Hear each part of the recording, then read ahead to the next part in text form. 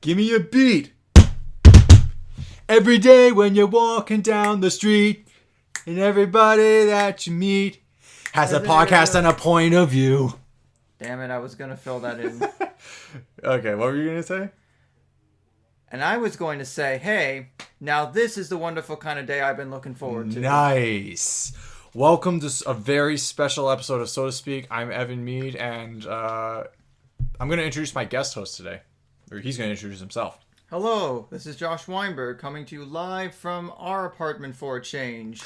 Yeah, we needed it. We're changing venue. The Android's Dungeon has been, well, the Android's Dungeon still exists for the time being, but I've decided to do a unit move to the beautiful suburbs where Josh and I are going to talk about Arthur. Now, Josh, you unfortunately were not present for our 90s cartoons episode where we basically just spent some time talking about a bunch of 90s cartoons that we grew up with that were Lyle and Cody and myself. But the one I talked about was Arthur, and I just shot my mouth off about the show because it's not that Lyle and Cody don't like it. They do like it. They just haven't watched it in too long, and their memories aren't as fond as ours. But with you and me, this show and you and me have a long, detailed history.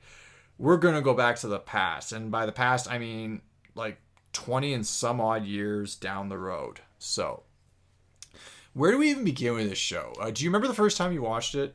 First time, that is a good question. I think one of the first times I can remember was, I would probably have to be about 4 or 5, give or take. This is when my great-grandmother was still with us. She lived at an apartment that is just before Bathurst and Shepherd, and I would sometimes watch it. I think it would have been either Saturday or Sunday afternoons, definitely sometime on the weekend, and it was a lot of fun growing up as a kid. I sort of associate those two things. Yeah. Well, I have a vague memory. I can't remember if I started watching in either 97 or 98 for the first time, but all I remember is that it was one of the first episodes I ever remember seeing was, of course, Arthur's Eyes. How can you talk about Arthur without talking about the pilot episode, what basically started it all? Yeah. Believe it or not, though, one book that always had a strange cover was... Well, first of all, in case I didn't explain it before in the 90s episode, Arthur was a series of children's books written by author Mark Brown in the 90s, and then in 1996... Well, actually, disclaimer, the Arthur books themselves go as far back as, I believe, the 70s. I stand corrected. The show is like 90s nostalgia and 2000s nostalgia to a degree. But, yeah, the show, I didn't know they go back as far as the 70s. Yes, Holy Jesus. In fact, Arthur's Eyes, while it was also based on a book of the same name, it is not the first Arthur book. That is Arthur's Nose. I was just about to talk about that. The cover always weirded me out because Arthur, he looks like an actual aardvark. Yeah, because in the early days, Mark Brown did base a lot of the character designs around actual animals, which is why the first couple of books, they do look more real. There's more realism involved, and less so the cartoony influence. Like, I remember Buster's had like an actual rabbit's snoot, and he had a very long face, and yep. Yeah, now I'm showing Evan for context a picture of the original cover, and I remember that. It weirded me out. But that was an interesting thing, getting into the TV show, finding out that there was a whole franchise of books that it was based on, and then I think in a way Arthur also inspired probably mine and a lot of other kids' love of reading, because a lot of times I went to the library just to check out Arthur books, whether they were picture or chapter. They don't call him Arthur Reed for nothing. Yeah. I thought it was because it was just a typo and they forgot to put in the I and it stuck. And one thing I've always noticed is that there's a term for this, but you know how they're like superheroes where like Peter Parker, Wade Watts, they have alliterative Reed Richards, names. Alliterative names. Arthur is one of the few characters amongst his friends that does not have an alliterative name. But think of this: Buster Baxter, Francine Frensky, Binky Barnes. Actually, no, it stops at those three. I mean, there's still a lot of that connection in there, so you're not wrong. Yeah. So, But this is where I remember where I actually fell in love with the show. And I actually fell in love with the show and started watching it religiously, I think when I was in second grade, because in first grade I don't recall watching TV. Actually, no, wait. I remember Magic School Bus being like my go-to in first grade. Arthur was kind of like there, but I didn't really start getting really into it and watching it like a lot until I was in second grade. And then for a period of like 4 years, from like second grade, third grade, to fourth grade, to fifth grade, I would watch Arthur every day. Now, I admittedly didn't watch it much on the CBC, so I was a little sort of behind on the newer episodes as they were coming out. And I'm talking the year 1999 to 2000s when I started watching religiously. But I remember this. For my 8th birthday, one of my best friends at the time, he, apart from you, of course, but one of my best friends at the time, he gave me a videotape that had 2 Arthur episodes on it. Arthur Makes the Team and Meek for a Week. That's why I want to start, in terms of like noteworthy episodes, that's like the first noteworthy one that comes to mind, because Arthur Makes the Team and Meek for a Week are probably the 2 Arthur episodes I have watched most frequently.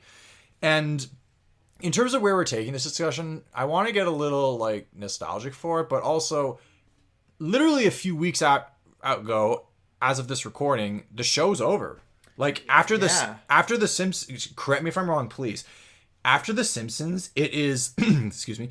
After the Simpsons, it is the second longest running animated show in history.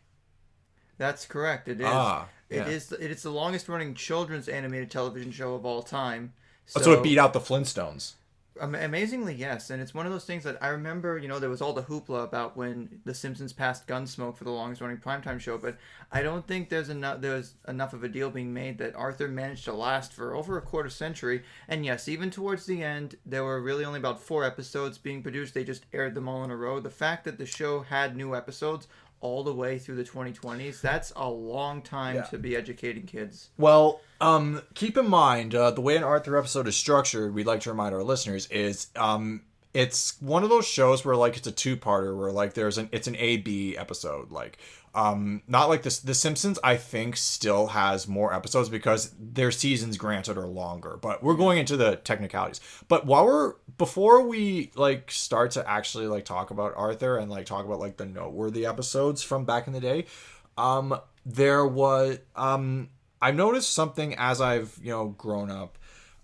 When I reached a point in my childhood where Arthur stopped appealing to me, and then sometime after Arthur stopped appealing to me, The Simpsons started to appeal to me. And later, when I was in my 20s, and I would go back and watch there was a time, and to a degree there still is, old episodes of Arthur would be uploaded entirely to YouTube. Eventually, the copyright hammer got thrown down, and now they're harder to find. But thanks to you, I was able to catch up on a lot of my favorites by checking out an archive. And shout out to all the users on the Internet Archive that have been uploading a whole bunch of other stuff. That's where I found a large majority of the TV show, various specials, and with the exception of maybe a few things here and there, you can find just about everything on there. Now, as I mentioned before on our show in the 90s episode, Arthur is actually a Canadian-American animation production, and its home network in the United States is PBS, but in Canada, its 2 home networks are CBC and TVO Kids if you're in Ontario, so... I believe at least it is still TVO. CBC, it's like how The Simpsons aired technically on 3 different networks. Yeah. It gets confusing. No, The Simpsons... Yeah, no, I remember Arthur... Back when we were watching religiously, Arthur... TVO Kids was like its home, and then CBC acquired it eventually because they wanted to start like a kids part of their networking.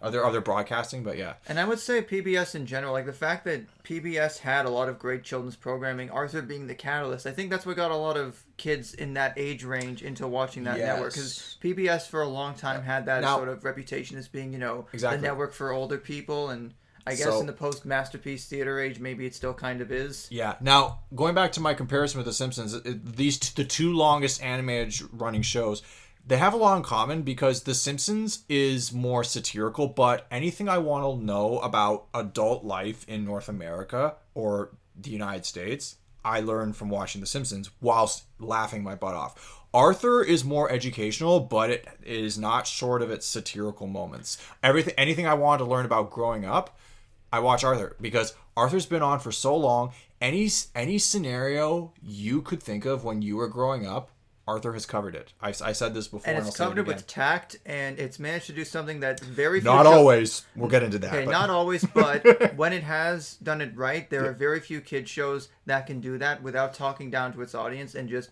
presenting the facts in as clear and as, I wouldn't say non-biased, but just like, they just present it as it is, and they want kids to know about everything. I'm having trouble finding the words, but Arthur's covered a lot in its time on the air. It's not an easy show to pigeonhole. It's literally these characters and what they get up to. That's the story. Arthur and his friends and family and their friends and family have adventures of every single kind. So that means Arthur is technically like a slice of life anime. Well, it is also. But can it dethrone the greatest anime of all time and Corey in the house? Oh man, now that dated joke has been made. Okay, so I have a top 10 list, and Josh has a top 10 list. Full disclosure. In the year 2000, which is when I believe the 5th season came on, that's when they changed voice actors, and all of a sudden Arthur's voice and Brain's voice sounded totally different. And it was a little weird to me because it was like a night and day difference hearing Arthur talk. But full disclosure, Arthur's voice has changed over the years. And I remember an episode that I think still holds up today was actually the election. That was because I didn't understand a thing about the political system in either Canada or the US, but that was one of the first episodes that actually taught me about like how democracy works and how democracy can work in strange ways. Because for anyone who's seen the episode, there's a class election. Muffy immediately decides to run, kind of like that other lady who felt entitled to the presidency a few years back, and then Arthur decides to challenge her because he's like the every kid man, or he's like the everyman, like the guy who looks out for the common person. But then Muffy is like, she's the wealthy, she protects the interests of like the higher ups. Yeah, I'm already seeing the parallels with. And then Binky throws himself in at the last minute and says, you know what, like, let's just break all the rules. Just have like snacks in class. You can be absent once a week, no questions asked. Yes, that was an actual policy that he had. Well, this is in the fall of 2000. That was a pretty pie in the sky idea back then. Well, but this is the thing. The vote becomes split, and Binky, the lowest common denominator, he ran on populism, and I didn't understand that concept until I watched that episode after the 2016 U.S. election, and I'm like, now I understand why Trump and I think won. Of the computer game Populous, which is an entirely different topic, but it also has, again, to bring it back to the Simpsons parallels, it does have that the same thing with the class election between Bart and Nelson. Yes, or Bart and Martin. Bart and Martin, and then Martin wins by write-in, I think. Yeah. I've not watched the election in a while, but I do get a lot of the idea that, Muffy obviously, that sort of sets the seed for what will actually be paid off much later down the line. Yeah. Whereas I felt Arthur was always very much sort of forced into the election. Like, he didn't really want to run, but because a lot of his classmates were pushing for him, he kind of just acquiesced. Yeah, no, but that's how like the everyman candidate comes out, and not to like make too many political analogies, but that was and what's interesting is that came out in the year 2000, and there was a huge controversial election that year because they didn't even know the winner for over a month. Well, at the same time, this episode was probably written well before it was written. They wanted to educate. It was an election year. They wanted to, in the U.S., they wanted to write it so that kids would know like how the American version of democracy goes. And I learned a lot. I wanted to bring that up first because I went back and watched it, as someone, as a guy in his 20s who's like really coming to fully understand politics. I'm like, wow, this was clever. Now that's one of the themes. Like, I can go back and watch these episodes and I'm like, there's some good stuff here. Like, and remember when I wanted to, I was saying that Arthur Makes the Team and Meek for Week are the episodes I've seen the most. Arthur Makes the Team is actually kind of basic. It's not, there's nothing really particularly interesting about it.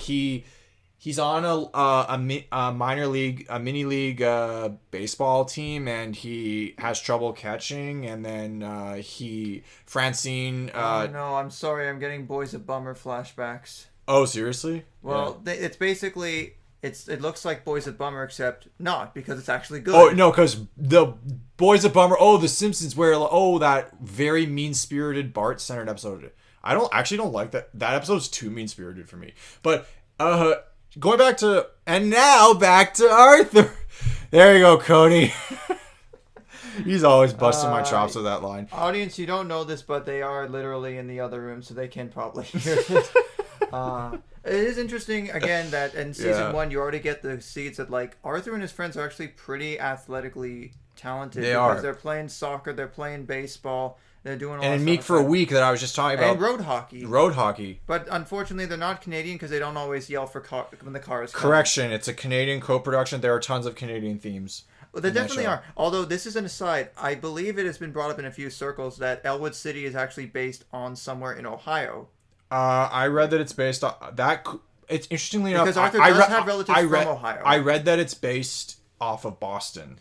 Well, again, I can also see that because Mark Brown does live in the New England area. Of course, the production network is WGBH, which is Boston's PBS station. Which, side note, is probably one of my favorite PBS stations outside of WNED. Yeah, no.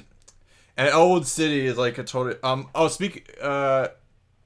What else was I going to talk about? Another episode. The other episodes, like, well, I want to talk about 3 that was like a pivotal moment in the show's history. In seasons 2, they function. I see them as they are technically they're all the same story, but sometime in the middle of season 2, which would have been in 1997, they just chuck us at the audience. Hey, you like the character Buster? He's going, and we're not sure when he's coming back. Arthur's Faraway Friend, yes. And then season 3, which started in 98, Buster's Back and the Ballad of Buster Back. Now, the Ballad of Buster Baxter. The context for Arthur's Faraway Friend was actually Buster's voice actor all the way through, Daniel Brochu. He wanted to move to Australia for a time and just, he was in his early mid-20s at that point. He'd been voicing the character for a few years. He wanted to live his life and travel and see what the world had to offer.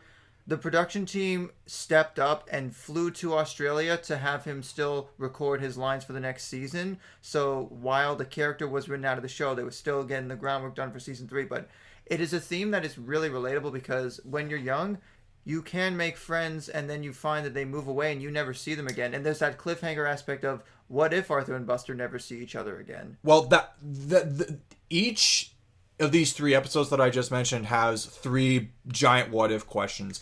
The stakes in Arthur's Faraway Friend are Buster may or may not. What if Buster doesn't come back? But they establish at the end of that episode that he will come back. He's just doing traveling. But Arthur is cynical about it. He's like he's not coming back. He may not come back. And then in Buster's Back, it's like he's coming back and that's awesome. But he's been away for maybe a couple. I think it's supposed to be a couple of months in the show's timeline.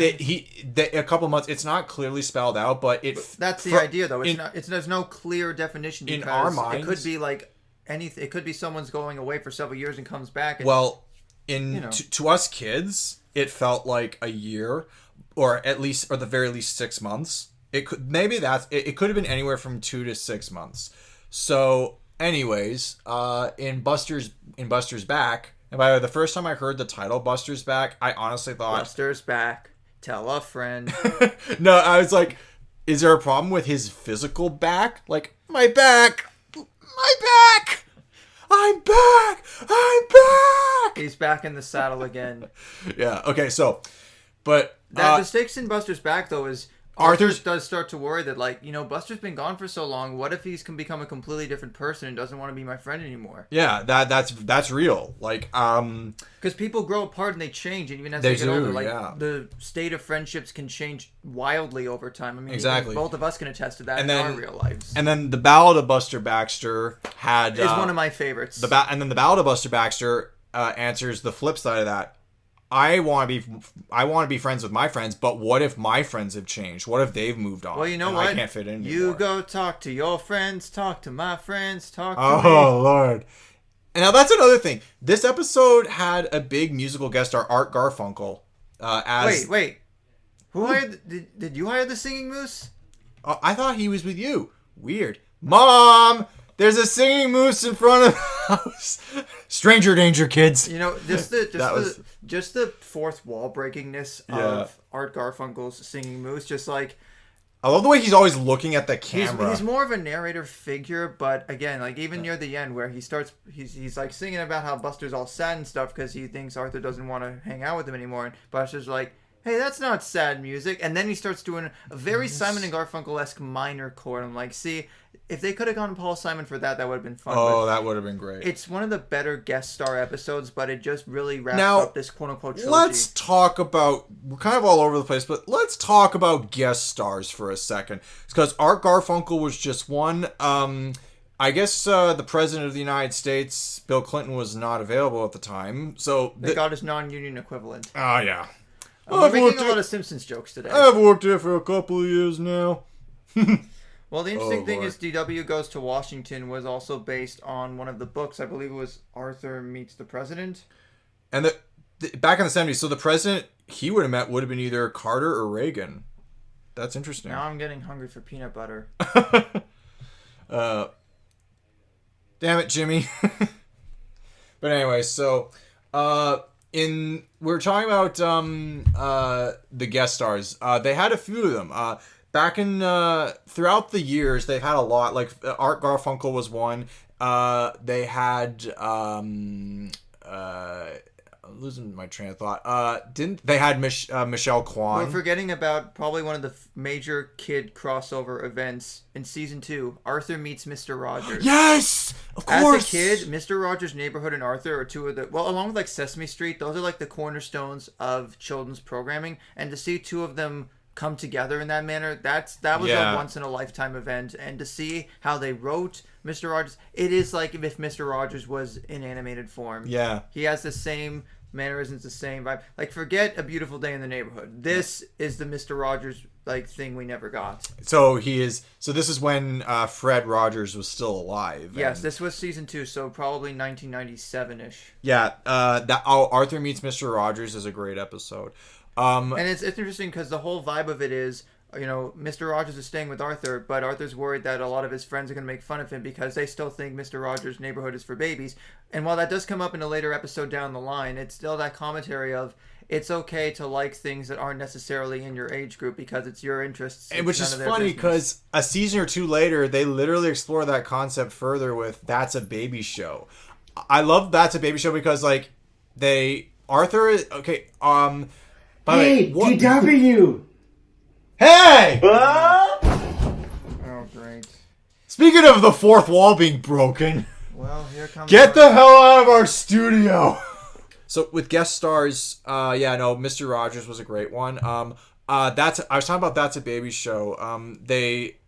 But the episode that preceded That's a Baby Show was My Music Rules, where they had you're a musically inclined guy. They had Joshua Redman and Yo-Yo Ma. Yo-Yo Ma. And I love that line where Debbie's like, well, it's too late, Arthur. Yo mama says he's coming to the library. Yo-Yo Ma, dear. That was neat interesting because as a kid I wasn't super versed in jazz or classical, and I feel like that did a great job of showing not only can genres blend together, but you don't necessarily have to choose one side or the other because both things can be true. I'm noticing a very interesting pattern with the guest stars of Arthur. They are either athletically inclined or musically inclined, because a few seasons later you had Michelle Kwan in The Good Sport, and then we had Lance Armstrong, but I guess they don't talk about him. Well, see, the context of we got to fast forward to the late 2000s with that. So The Great McGrady. Oh yes. Now, full disclosure, the Great I was looking up like potential like meaningful Arthur episodes to watch on the list you gave me, and oh my god, The Great McGrady is I only saw it a week ago. It is one of the most precious things they've ever done. And that was like I had not watched the show in 6 years by the time that episode aired. Oh my god. Well, initially the episode aired in 2009 in season 13, and Lance Armstrong was the guest, but they, in light of current events and the scandal with Lance Armstrong, they retconned him because he was no longer a good role model for kids. And also they pulled another episode from syndication. Which one was that? Room to Ride. Oh, because Lance Armstrong, they got him twice. And any sort of like B or A plots of there was the Frensky family fiasco. That was the episode right after Room to Ride. They pulled that as well. But unlike Disney, who likes to memory hold their own history and may pretend things don't exist, you can still watch the original Great McGrady on whether it's Amazon Prime Video in the States, if you have the PBS Kids channel, or anywhere else that you find the show. Yeah. But then occasionally they get celebrities like with Matt Damon. Well, can we go back to the Great McGrady for a sec? Because the gist of it was that the lunch lady, Mrs. McGrady, who is a very sweet character in her own right, she doesn't get a lot of development, but it turns out that she has some type of cancer. I don't know if it's ever. They don't specify. Narrowed down. But that's the idea, that it's like everyone has to sort of process how they're going to go through with it. And I believe Francine is the one that reaches out to Lance Armstrong to find... In the original episode. In the original one.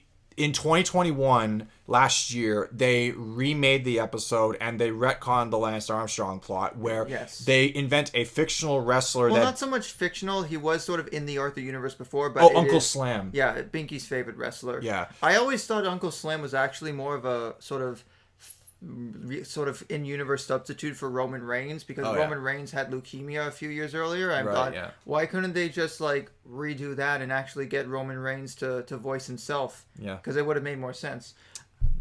But and it was interesting, the backstory behind the Great McGrady in the first place was one of the writers, her name was Leah. Yeah. She had passed away from cancer not long before the episode came out, and in tribute to her, ever since that episode, they have renamed Mrs. McGrady from Sarah to Leah. Wow. I didn't know that. I also didn't know that about Buster's voice actor wanting to do some traveling, which makes and speaking of the voice cast, there have sure been a lot of various characters over the years. I had a good laugh when I was looking at the credits for Arthur's Perfect Christmas, and I see Steven Crowder voiced the Brain. What? That was a time for a few years. Yeah, this was before the YouTube stuff took off, and well, he had a future. Yeah. He was a child actor at the time. He was a child voice actor. But that's funny to me on so many levels. But then, in terms of other noteworthy episodes, like there's quite Again, I got my own list here, but I'm just letting you go through yours. Yeah, so like noteworthy episodes. Next, I got to bring it back to season 1 because the catchiest jingle this side of AARD. Oh, that one. I thought you were going to. I thought we were going for. Oh, Arthur's Spelling Trouble. That was fun. Yeah, that episode, just for me, Arthur's Spelling Trouble makes it, because it is based on one of the books, but it captures that feeling of pressure to do well at something, but it's just the little moments where everyone's approaching studying in their own way. That episode made me a good studier when I was in school, but it did not make me a better speller. And I'll tell you, and I have a funny story. In 4th grade, our teachers they got together they got together all of us for a spelling bee. I have no recollection of how well you did, but I was out in the first round, and this is the funny part. My word was division, and I spelled it wrong. I said sorry, and I'm like, okay. And I was basically just sitting there watching the whole thing for the rest of that morning, but I looked directly in front of me, and there was like a little, how there's like billboards or bulletin boards? The word division was right in front of me. I could have cheated and no one would have known, but I'm like, oh my God. Joy. I was on get that joke. Yeah, I was honest. Yeah. Let's see. What ones do I have? I'm gonna try and not spoil my actual top 10, but I made a joke. No. If talk about something that's in your top 10, because Okay. we're just gonna go through our top 10s. So we've talked a bit eventually. about some of the lore of Elwood City being based on real places, but Elwood City Turns 100 was a really great time. I I read the Wikipedia plot. I don't know. Actually, Yeah, I didn't get a chance. crammer. I didn't get a chance to actually watch this. But tell what's it about? Essentially, it's Elwood City's 100th anniversary, and students at Lakewood Elementary put on a play to celebrate. And hilarity ensues because a lot of things go wrong on the way there. But Buster does a great bit of improv in his role, and at the end of the day, everything works out. But Yeah. it's a really nice way to sort of, it was a two-parter episode, and I believe in the middle, instead of the usual "and now a word from us kids" segment, Larry King just shows up. What? Like Larry King is just talking to, I think, Arthur and Buster, or Arthur and DW or something. It was a thing. You had to be there. Wow. Okay. Well, another. It's low on the list, but I like the musical aspect of it just because they do. Now I'm kind of jumping. One episode that came later that I did see that apparently was actually pretty innovative. Postcards from Buster. Remember how? Yeah. Now this Postcards from Buster Not to stands. be confused with the show it would later be spun off from. Well, that's what I was getting at. Okay. But they Spoilers. So this is what happens. So you know how they establish when we talked earlier about The gang goes to New York City today on It's Always Sunny in Elwood City. Yeah. So how it works was, by the way, did they have a big guest star to play Buster's dad? No. Oh, okay, it was just a guy. But so with this episode, Buster's dad invites Arthur and his family and Buster to New York City, and they intertwine live action real-wood footage and splice it between animated segments in like New York City, and the animation of New York is actually really gorgeous. And one moment that hit home for me was there's an animation still where they show Central Park at sunset, and I'm like, they captured that really well, because Those early days for animation, they got some really nice stuff done. as a tourist who has been to New York City and seen Central Park at sunset, they did a good job. But with Postcards from Buster, they get lost in New York City, and it's basically about like how sometimes getting lost is a good thing. And boy, do I relate to that, because my first time in New York City, my mom took me when I was 13. We got lost and we loved it. It's a great place. It's a great city to get lost in. As opposed to an earlier episode where Arthur got lost and he wasn't so happy about it. Oh, Lost. Now that and there are no smoke monsters in that particular Lost. That didn't make my list, but I have it on like my essential episodes to watch from each season, because disclaimer, I basically went through every single season 1 through 25 and picked at least one. Some have more. When you don't know where you are, especially in Arthur's case, he sleeps on the bus and misses a stop.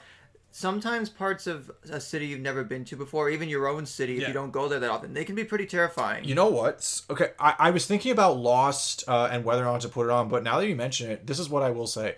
The way this episode's story plays out is, because the way an Arthur episode works is you have an intro stinger, you have an intro segment that segues into what the episode is going to be about. It's either a prologue. And then you have a title card with some funny animation, and then the episode plays. Oh yeah, the title cards. In the span of 11 minutes. Now, the title cards were great. But more to the point, this is how Lost begins. Arthur's mom is actually freaking out on the phone because he was supposed to go to swimming lessons. He didn't show up, and we have no clue where Arthur is in the first. In the 30-second, in the 1 minute intro, we have no clue where Arthur is. So we, the audience, are genuinely sold on how anxiety driven this is. Like, if you're a parent who's ever like lost your kid, or if you're a kid who's ever gotten lost, you will know how this feels. And the episode captures that brilliantly. But then they don't, if the younger film snob in me would say, oh, they killed the suspense, because literally the episode begins with, oh, Arthur, you're home, and the rest of the episode starts at the end and works its way. I'm not a big fan of that trope as well. No, you know what? This is a works. Rare instance where I think that the start at the end and rewind works, because in that case, because we get to see how Arthur got to that point. You get to see, he has to work his way through that situation. If we had just seen how Arthur got lost with no context, that would have been that would have been too anxious of an episode for me, because I remember, do you remember the flashback sequence where DW is like, what do you want? DW! Mom, did we lose Arthur somewhere? Arthur's at swimming lessons. In fact, it's almost time to go pick him up. Who's on the phone? It's the man from the pool that says Arthur isn't there. What? And then they cut back to the present time. It's like, don't cry, Mom. Arthur's safe. He's here, remember? I know. It's just, that was the worst phone call I ever got. I'm like, that's perfect, because that's actually how it would feel. And like, had we had to watch that play out in real time, but you it know would what have the been too bigger anxious. question is? Why was there never any more of Sam the bus driver? Yeah, he was like a one-off. Like, he was a good kid. I mean, at least he didn't have to tap the sign. Oh, God. Tap. Lost. Oh, we gotta stop comparing this to The Simpsons. But The Simpsons and Arthur is like, they're in a pendulum of like. Well, we got an episode in a little bit that definitely pushes that. Ironically, boundary a little bit. there was one joke. Ironically, there was one joke where SpongeBob actually stole and made funnier. Do you know which one I'm talking about? No, but I'll let you tell it. In the Crunchyroll contest, Arthur gets like a band together because all his friends can play at least one instrument. So he gets a band together in his garage and he says, I want to start the jingle off with a bang. And then they can't figure out what to play. So it's like, I want to start. And then you hear a big and Arthur goes flying against the wall and says, okay, maybe we should start off with a little less of No, that. Binky, mayonnaise does not count as an Yes! That's what I was getting at, because in Band Geeks, one of my favorite SpongeBob episodes, if not my favorite SpongeBob episodes, okay, new theory. Maybe we should play so quietly no one can hear us. Yeah. Check out our SpongeBob The end is episode. interesting because it actually shows Arthur and DW do have like decent chemistry when they do work together, and DW isn't being A the brat. sassy queen that a lot of people on the internet like to think Yeah. she is. I want to go back to season 1 actually, because there is an episode that, if we're talking about Arthur lore and stuff that gets paid off multiple times throughout the series, DW's Snow Mystery. Oh, Lord. That started off one of the greatest inside jokes in the show. The snowball. The snowball, where it came from, what happened to it. There are the three. Okay. There's DW Snow Mystery. Part of the Blizzard, which is actually the Blizzard, which is I'll talk about that in a bit. But the end of that is just recycled animation from DW Snow Mystery, and at Return of the Snowball, and actually an episode from the final season. Which is interesting. It has this saga has 4 parts, and when you're a kid and you lose something, you think naturally, well, I didn't do it. It didn't just disappear. Someone took it. Yeah. And DW clearly near the end of the show, to the end, she does not let that go. She insists that Arthur did it. Wow. And it's fascinating to see that sort of carry on. That's pretty interesting, because I vaguely remember Return of the Snowball, where the snowball shows up and then the answer they go for was, yes, it was aliens the whole time. It's fascinating though that Arthur can poke fun at just something as natural as snow melts, or snow disappears, or things get thrown out, and it just sort of takes it to its logical nth degree. So since you started a topic about lore, from season 1, I want to throw this back. Arthur's baby and DW's baby. The babyology. The same thing told from different perspectives. And somewhat different perspectives, because Arthur's baby is more the story of Kate being born. DW's baby, actually, I think it's the other way around. Arthur's baby is maybe the story of DW being born. No, Arthur's baby and DW's baby are both about the birth of Kate, but Arthur's baby is about how Arthur interprets this is the it. read instead of This Is Us. It'd be way more interesting. Yeah. So with Arthur's baby, it's about how he interprets the birth of his baby sister Kate, and then DW's baby is how she interprets the birth. Unfortunately, there was no Pal's baby, which is the beginning of more lore, where Kate and Pal. By the way, Kate and Pal can understand each other. Yes. Apparently, in the Arthur universe, animals and babies can get along. The Secret Life of Dogs and Babies and The Great Sock Mystery, among others. Yeah. But anyways, so lore. Now, it's fascinating. One of the... You want to talk about Arthur episodes that have both served the lore, sorta, and caused some controversy? You've got, from 2019, Mr. Rapper and the Special Someone. Mr. Ratburn, who I swear to God I don't care if Mr. Mewson from our third grade teacher didn't give that much homework. Mr. Ratburn and Mr. Mewson kind of felt like the same. Right now. I do too. Arthur Dream Sequence music plays here.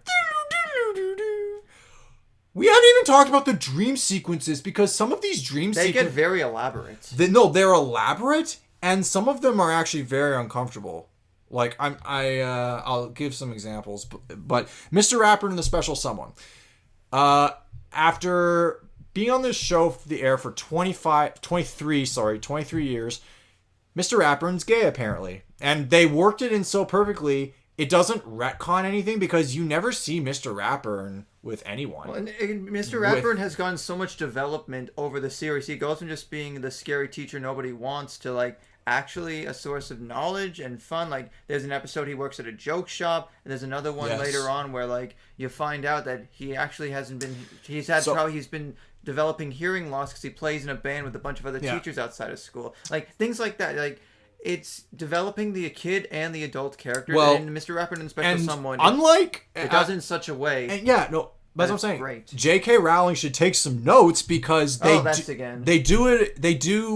establish Arthur Legacy. They establish this part of Mr. Ratburn in a way that works because the way this whole thing works is Mr. Ratburn's announces that he's getting married and the whole class is invited. I've never known a teacher who would invite their whole third grade class to their wedding, but hey, I mean, as long as they're chaperoned, I'm sure it's okay. Which they were, I am 90% sure. I've seen the episode once, but they feel like the kids feel like they have to stop the wedding because they see Mr. Ratburn in the Sugar Bowl. The Sugar Bowl is the most tavern of Elwood City. It is. It's like if Dairy Queen was, bigger. Yeah. Or Baskin Robbins. Yeah. Well, the Sugar Bowl. So they're at the Sugar Bowl and they see Mr. Ratburn talking to this really uptight woman played by Jane Lynch, another guest star, and they think, oh my God, he's going to marry her. If he marries her, our homework is going to get harder and he's going to be a tougher teacher, so we have to stop him. And it turns out wasn't that like Arthur's substitute teacher trouble? I'll get to that in a second, but It turns out Jane Lynch's character was Mr. Ratburn's sister, and Mr. Ratburn has two sisters, but he's actually getting married to an aardvark named Patrick, and they don't spell it out. They don't say. I just remember when they see him walk down the aisle with Patrick, the kids just smile at each other and say, "Awesome!" Like he's with the person he loves. He's happy. And unfortunately, this caused controversy because it's 2019, and that'll do that. It's 2019, and if you're in certain states, I believe only one state actually banned the episode from airing on TV. But So much for Sweet Home, am I right? Oh, Lord. I'm not coming home to you. But anyways, and then with Arthur's substitute teacher trouble, Mr. Ratburn apparently has two sisters, one of whom took over their class, and the kids were scared that she was going to be a worse teacher than he was, and he'd be even tougher. She's so there's the opposite of the spectrum. She's so easy that they actually miss Mr. Ratburn. See, I always thought alternate universe, it was like, maybe he still had the same sister. So it's like before Sue Sylvester was destroying Lima High's cheerleading squad, she was in that. And that's what you didn't miss on Glee. Right. What else have I got here? There's a supporting character that as the show has gone on has actually gotten a lot more focus, and that is George the Moose. Yes, George. What's his last name? Lundgren, I believe. Lundgren, yes. Now, speaking of last names, we're not going to distract from George, but I didn't know this until I was talking about the show on one of our first So to Speak episodes. We know the brain's first name is Alan, but I didn't know that his last name was Powers until I watched When Carl Met George. So we'll get into that. But yeah, talk about George for a bit. So he's actually a very interesting character because he is usually an ally to a lot of the characters, but there are some instances where he's kind of put in the middle of a lot of conflict and he doesn't ask for it, namely desk wars. Yes, I remember that. It's an interesting that episode is an interesting look at cause and effect in terms of the classroom environment, but with an episode like Arthur's Dummy Disaster from season 3, we get introduced to the wonderful comic relief that is Wally the giraffe. Yes. That was like one of the first episodes where George was a prominent character. And it's brilliant because the dummy talks for him most of the episode. And it was and that's the interesting point they're trying as to make a kid about. that's loved, I love Sherry Lewis, even though she's no longer with us. Her work was great because that was one of the first examples of ventriloquism I ever saw as a kid. So to see someone that was dabbling in that art and doing pretty good at it, but you also see later on that George does use Wally as a coping mechanism because he does have social anxiety. He does have difficulty talking to people. And especially in an episode in season 6, The Boy with His Head in the Clouds. I love that episode. That's like he sort of uses Wally as a sort of deflection to confront his dyslexia. Yeah. The fact that also, now, in the pursuit of spreading knowledge and just random media stuff to talk about, we members of the podcast community sometimes make mistakes. So to speak, would like to make the following correction.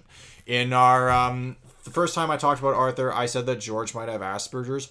No, George does not have Asperger's. His friend Carl does. And that actually, I'll never forget this.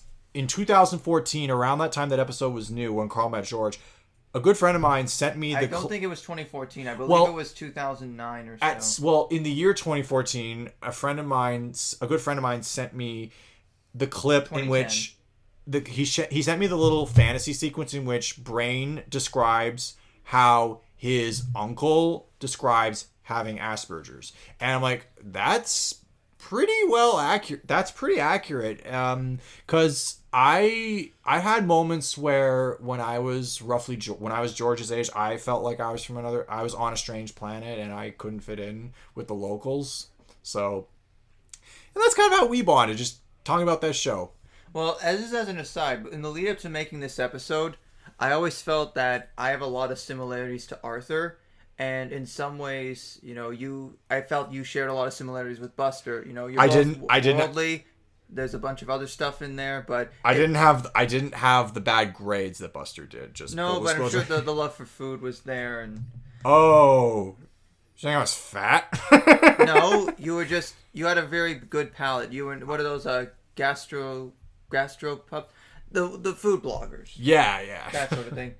When Carl met George as a whole, it's one of the, I guess, quote unquote better representations of people on the spectrum, although it's kind of hard to tell because the character of Carl does come back a few times. As for me personally, I always would like some more, but it does its job. It does its job pretty well. I just wish that he was more involved in some ways, but it was a great episode for that time. Yeah.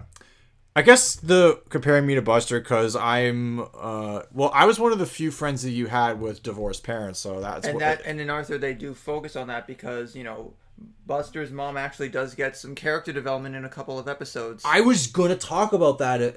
I promise people I'm not reading his script. Okay. Well, first off, 1001 Dads, which kind of takes. That's not Delivery Man. Never mind. No. 1001 Dads, they establish... Well, I love how they establish that Arthur, goes out of his way to make sure Buster has fun at a Father's Day picnic because Buster keeps saying, I'm not coming, I plan. So Buster just thinks...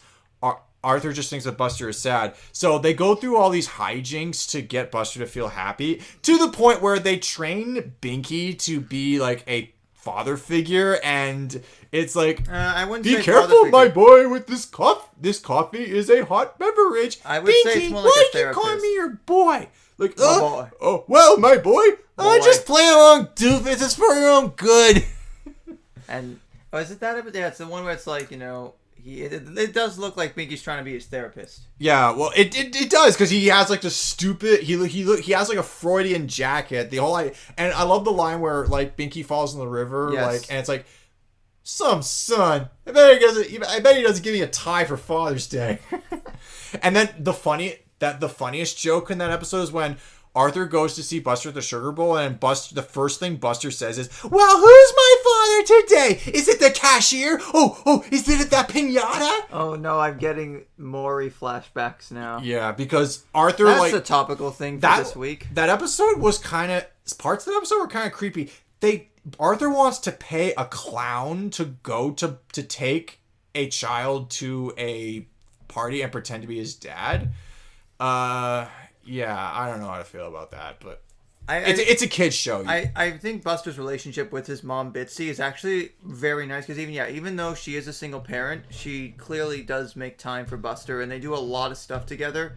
And that's kind of like what my relationship with my mom was like, and the relationship my brother and I had with my mom. Yeah, because there's a Bitsy's beau, which is kind of like Buster's kind of concerned that now that she's dating someone that she may not have as much time for him. Yeah. And then there was of course Bitsy's breakup, which is after she started dating, and she ends up dating a coworker, which I guess is an interesting commentary on office relationships and how they don't always they pan both out. work at a newspaper, so I've as someone who's asked out coworkers before and even like gone out with them to some extent, it's like it can work. It can work, but it's more like it's interesting because Buster actually started to enjoy getting to know, her partner at the time. But can I be honest? Yeah. I rewatched Bitsy's breakup very recently. I watched both of them actually to prepare for this episode, and one thing I didn't catch the first time I saw Bitsy's breakup was when Bitsy explains we're breaking up. Buster actually is numbed by it. He says, "I know, I'm never gonna see Harry again." And he's gonna be like my dad because Buster has heard this whole song and dance before. And not only that, my mom has had several partners where, well, my mom had a partner that she was with for 9 years, and then we took a trip to San Diego, just her and I, and she didn't drag me out there just so she could tell me the news, but it was like one of those things where we were on the trip and then we were at dinner our last night, and she said, "Oh yeah, Paul and I are breaking up," and I took it in stride. The actual breakup didn't actually happen for another few months, but in real life, but the way that episode ends is kind of like what happened to me in real life, because Harry, that's his mom's boyfriend, and him, they stay friends, and that's kind of how it can go. It's a very mature take depending on how the relationship ends, like, because but in the case of Bitsy and Harry, they go back to being friends, which is exactly like what happened with my mom and her former partner. And Buster's dad is in the series several times, although in different animated forms because it evolved. But by the end of it, he looks like how he does in the spin-off show Postcards from Buster. Yeah. Because in that show, Buster's dad obviously has a much more prominent role because he's directly involved. And speaking of interesting, sort of more progressive writing, in season 14, there's an episode, The Agent of Change. What's that about? Essentially, the girls want to make a very female represented animated film after watching a really badly written parody of Cars, which I don't blame them. Oh, right. That kind of reminds me of, so they've delved into create your own phenomenons. I talked about the making of Arthur was an example of that, where they had delved into Arthur, like exploring filmmaking before, like with Arthur Makes a Movie from season 2. Arthur Makes a Movie is, whenever I think of the creative process, I think of an episode like that. Yeah. They don't really have a lot of ideas planned out. They just go and shoot stuff and hope for the best. And then with they kind of take with the making of Arthur, they actually kind of take that to a new level where they have a celebrity like into Tell Arthur Reed he'll never eat lunch in this town again. I hated that, like, cause like that's a dark joke, like and they actually go the extra mile where he can still have breakfast, dinner, dessert, snacks between meals. Yeah. It's just apparently lunch is canceled. But like no, that'd be if the lunch lady was like, yeah, no, you can't eat lunch, I'd be horrified too. That was terrible. It wasn't a real making of Arthur. It wasn't a behind the scenes special at Cookie Jar or whatever. Now, in terms of like we could go on and on. There's another episode. I want to talk about like a controversial episode. Well, two controversial episodes. Are they the ones I'm thinking of? Well, first off, I guess the most controversial. Correct me if I'm wrong. Throw the meme up on the screen, Lyle, when you're editing. The fist.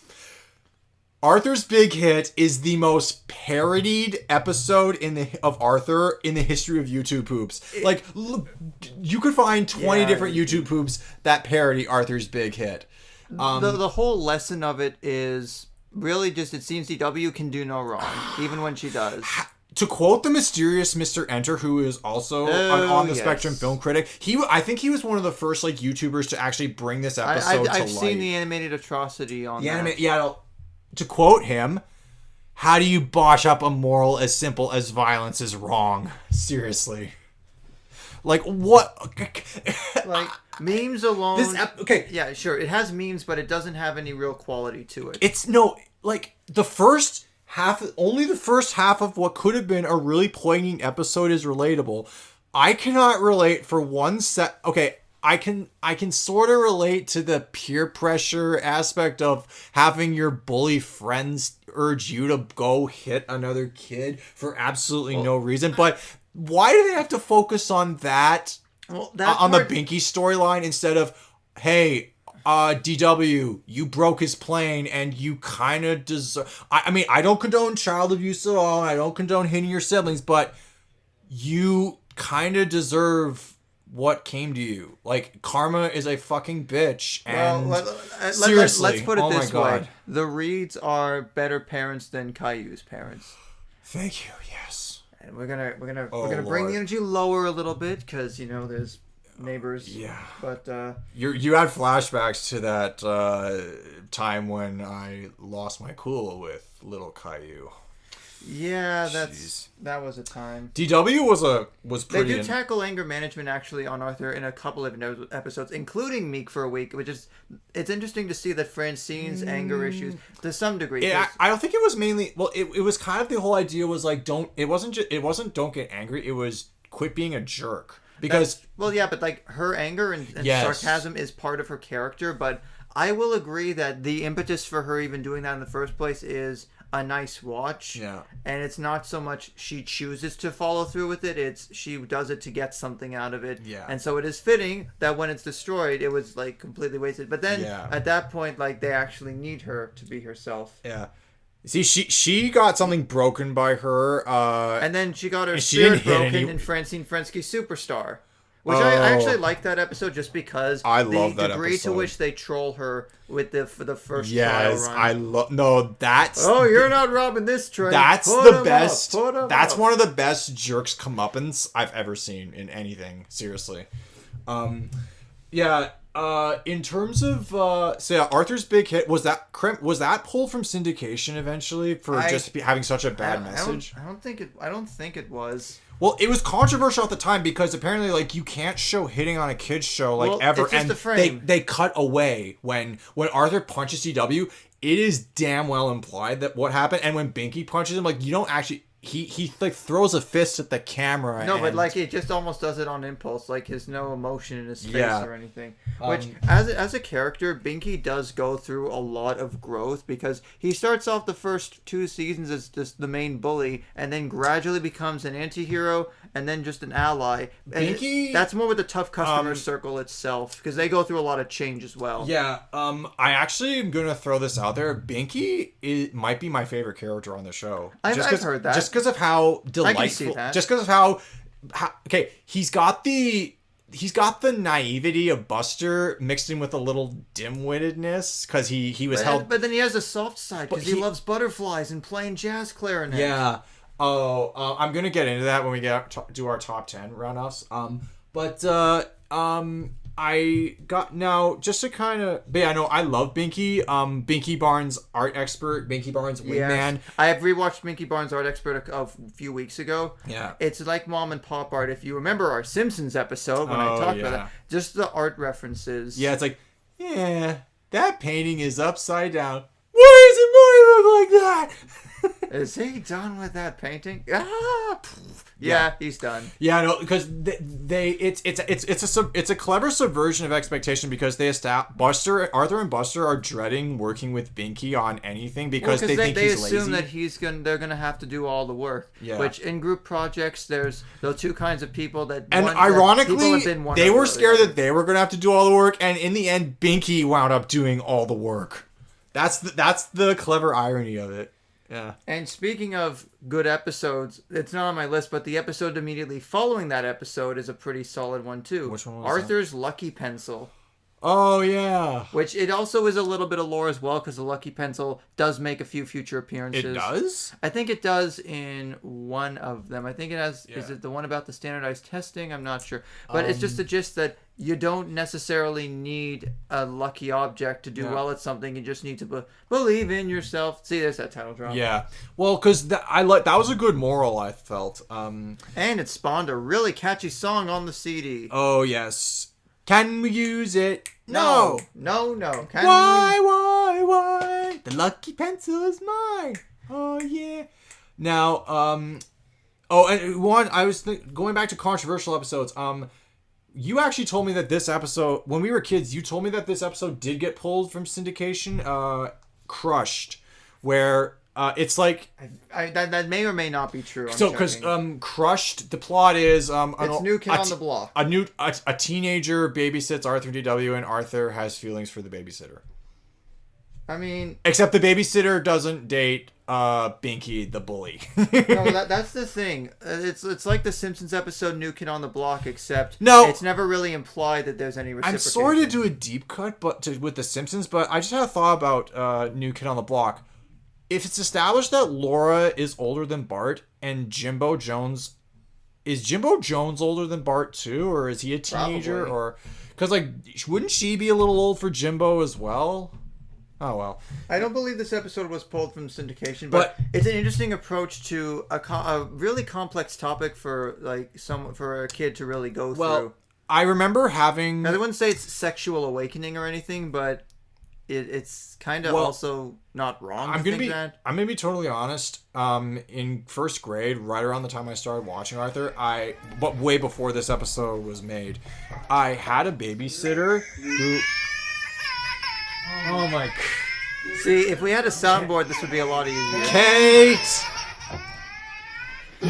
They're trolling. It's ironic that Cody likes to make fun of Arthur so much, but yet he won't be on the episode where we talk about it because he'll be like he'll just be sitting off to the corner and be like, oh yeah, I remember that. I don't remember that. When we did our 90s episode, he was just kind of there like, I don't remember any of this. That's pretty much was his catchphrase throughout the whole segment.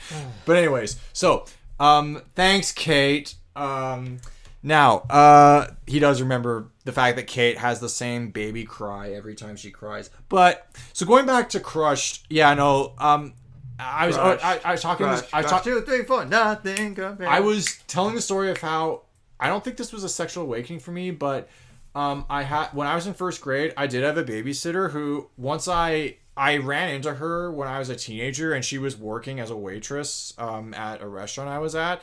And I was at dinner with my parents, and then they remembered my parents, and they remembered me, and then I was like, "Wow, she was hot." And I was like, I knew she was pretty when I was younger, but I didn't have any awakening as a result of that. But hey, you wake up when you wake up, So, you're sitting there like, I don't know what to do with that information. But it's an interesting route for Arthur to go. I feel like they handle it in the right way. Now, I was maybe, I don't know if this was pulled from syndication. I don't believe Crushed it was. But apparently it was another one of those episodes that when it came out, it was touchy. Like the parents. Yeah, well, considering how many original series sort of delve into that issue. But let's just say Don't Stand So Close to Me has never been more relevant than it has the last few years. Right. Now, as controversial as that episode was, it was nothing compared to, I believe, season 6 or 7. Beep! 8. And yes. Oh, Lord. This one actually is just funny because that sound can be used as a substitute for any swear you can think of. And it also really does have a lot of nods to just when you're a kid and you think, finding out about explicit language is the greatest thing in the world. Yeah. Now, because when you're 12 and that sort of stuff is talk about the plot of Bleep for a second, because I want to give I'm assuming people haven't seen it before. DW finds out what a curse word is. The end. Hilarity sort of ensues, but then she's also worried she might get in trouble for it. Yeah. Well, one of the things that I thought was kind of lame, because you saw the episode before I did, you told me what it was about, and you said that she gets off the hook. I'm like, I would not get, if I was in DW's age, I would not get off the hook. Like, I know we agreed that Mr. and Mrs. Reed are not as bad as Caillou's parents. sometimes they have their moments. And Bleep actually does have a nod to the meme episode because DW asks Arthur what that word is, and he's so shocked he drops his plane and it breaks. Oh yeah. But see, this time nothing happens because it just fell out. It just fell.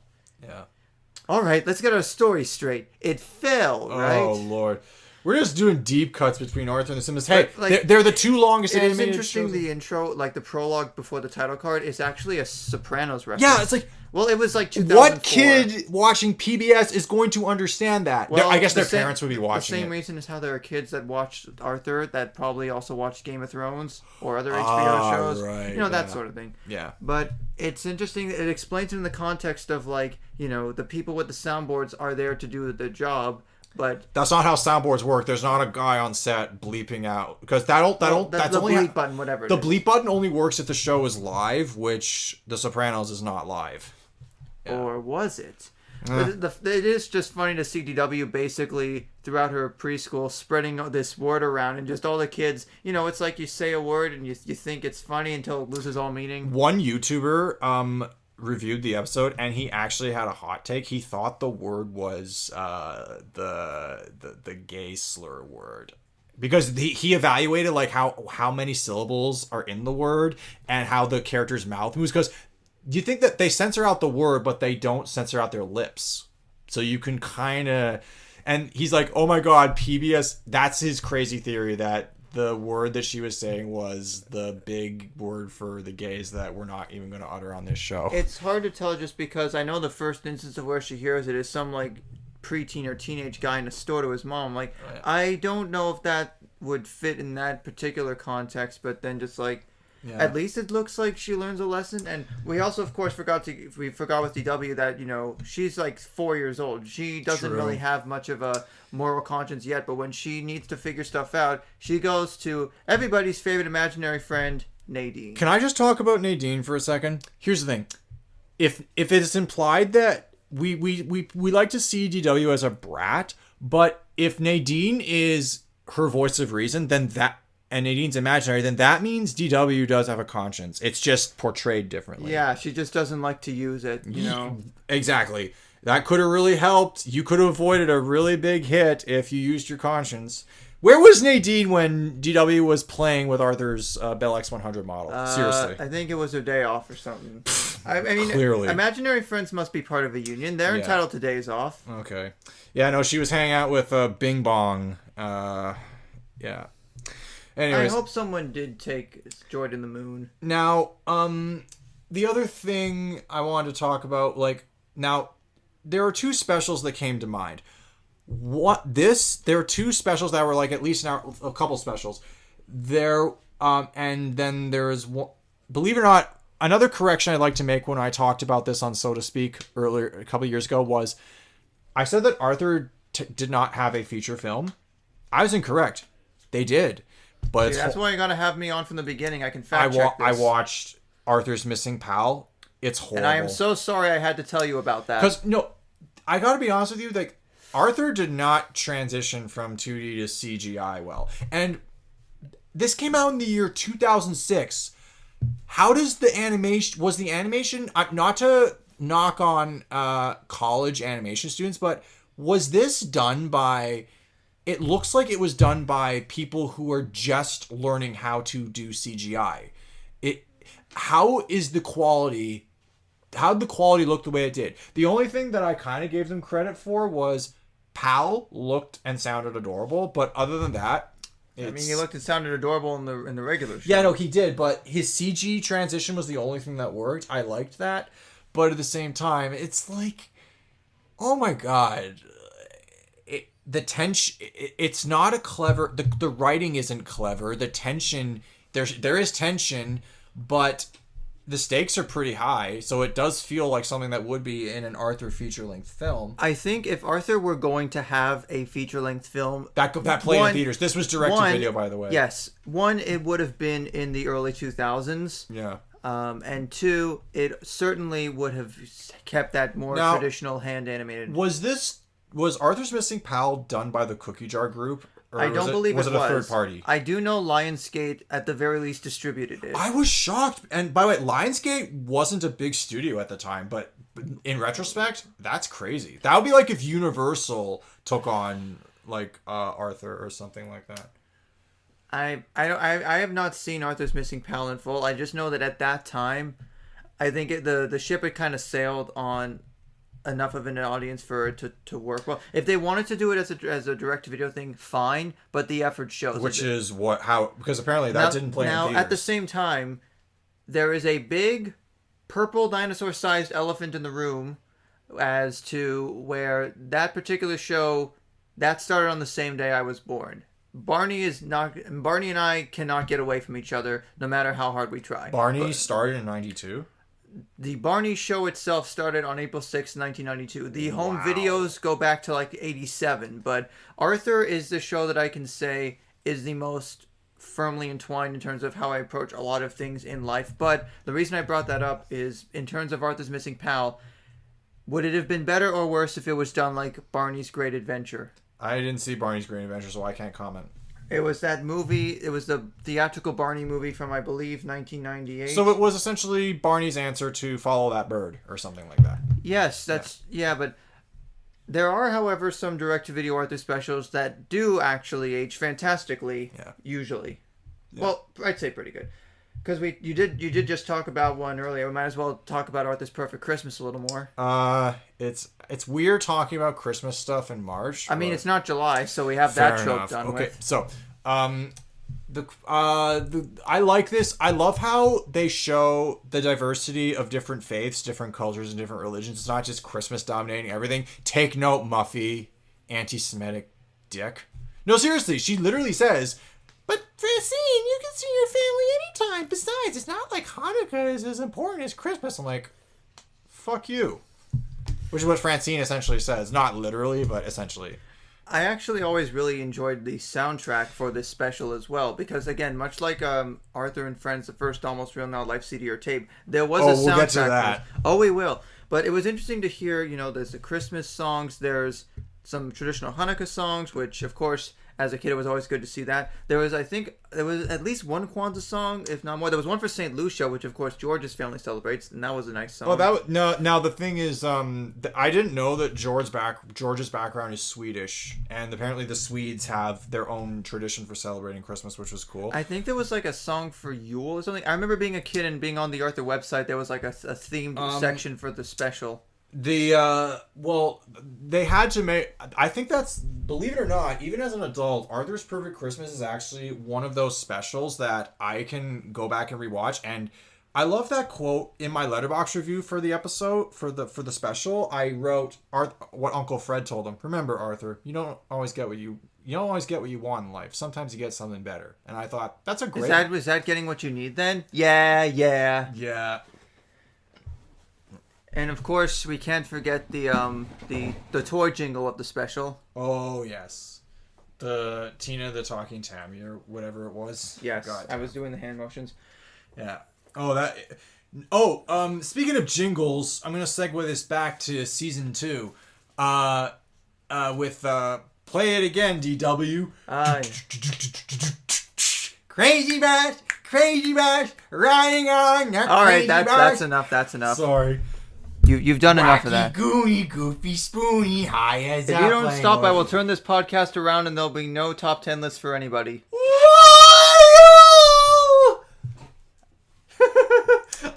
Can I be honest with you? Play It Again, DW almost made my top 10 list. Great job. You clipped the mix. It's an honorable mention because normally Arthur torture porn episodes in which DW is the central character annoy me. Like in DW's Very Bad Mood, that episode just pisses me off. But Play It Again, DW, like, not only it helps the Crazy Bus is kind of catchy, but also I love the whole bit where like Arthur's like, if you don't stop, I'm gonna wreck that CD. Like, yes, thank you, but I love how Arthur initially, now of course when the CD goes missing, they think that he's the one who took it. And it's a snowball all over again. And my favorite line in the whole episode is DW's haunting me. Maybe it's your guilty conscience that's bothering you. And then, right when the episode makes it, actually sets it up to make it feel like there was a moral, and the moral is don't annoy people with music that you like but that they don't like. I'm like, that's a great moral, but then of course they ruin that with Crazy Bus, the motion picture, which is literally ABCDW. Da, da, da, da, da, da, da, da. Yeah, I'm sure if the show was still on. Yeah. As a side note, I could be wrong. I feel like there is an official Arthur TikTok. Oh, I feel like there would have to be. We'll have to check that out. That's a story for another. One of the things I did notice about later episodes is they incorporate social media and email as technology evolves. And smartphones and in fact, websites, blogs.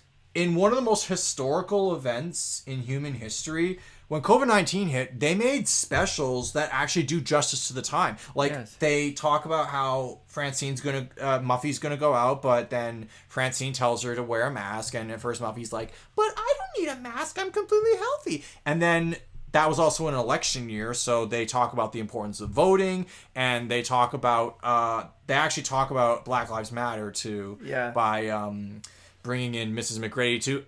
And by the way, I love the way Mrs. McGrady explains how to deal with racism as a kid.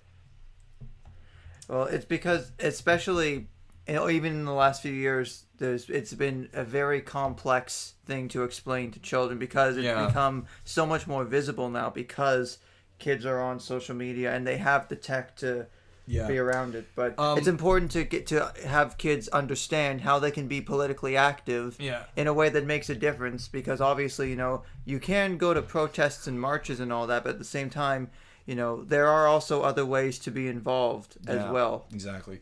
There was also another episode that I watched in preparation, which was a new one that actually made me cringe. Was so funny I forgot to laugh. That was so out of character for Arthur. Like, no, I mean, Arthur can be kind of a dick sometimes, but that went way too far, and they even established that that's what Arthur did to Sue Ellen was low, even by Binky's standards as a bully. Which is it's odd that it's Arthur and Sue Ellen, because in Sue Ellen's Lost Diary, it was implied that Sue Ellen might have a crush on Arthur, or at least there might be some. It's also kind of a. It kind of sucks because it looks like, oh, maybe it might go somewhere. But Sue Ellen's date with density. I think Sue Ellen has a little more tact than Lisa at this point in time. Fair enough. Sue Ellen's a great character. In terms of... Now, you want to talk about worldly? In terms of bullying and in terms of like the role it has in Arthur, obviously I talked about the tough customers, but towards the end of the show, like from the, I'm going to say 2010s onward, the tough customers group actually gets like real development, and you start to see them less as antagonists and more as actual characters, because Molly, her younger brother, interacts with DW a lot, and so that's how she and Arthur sort of learn to coexist in episodes like, for example, DW swims with the fishes. Right. Also, Law of the Jungle Gym also kind of showed how they can evolve too, because they go from being the stereotypical bullies to, we just want to get along and coexist with you guys. And that sort of culminates in, well, there's also an episode in season 18, Whip Mix Blend, which is about how Rattles has to learn how to get along with his potential step-siblings. Right. They made Rattles a central figure of an episode? Yeah. Wow. It's fascinating because it showed that Arthur can still do really good things with its writing that late in the show, and it's also a topic where it sort of evolves some of the plot points that Bitsy's Beau and Bitsy's breakup had, getting used to new people in your life, but also feeling out of touch with other people, with other kids, because it feels like you come from different worlds. Well, then there was also Arthur and Los Vecinos.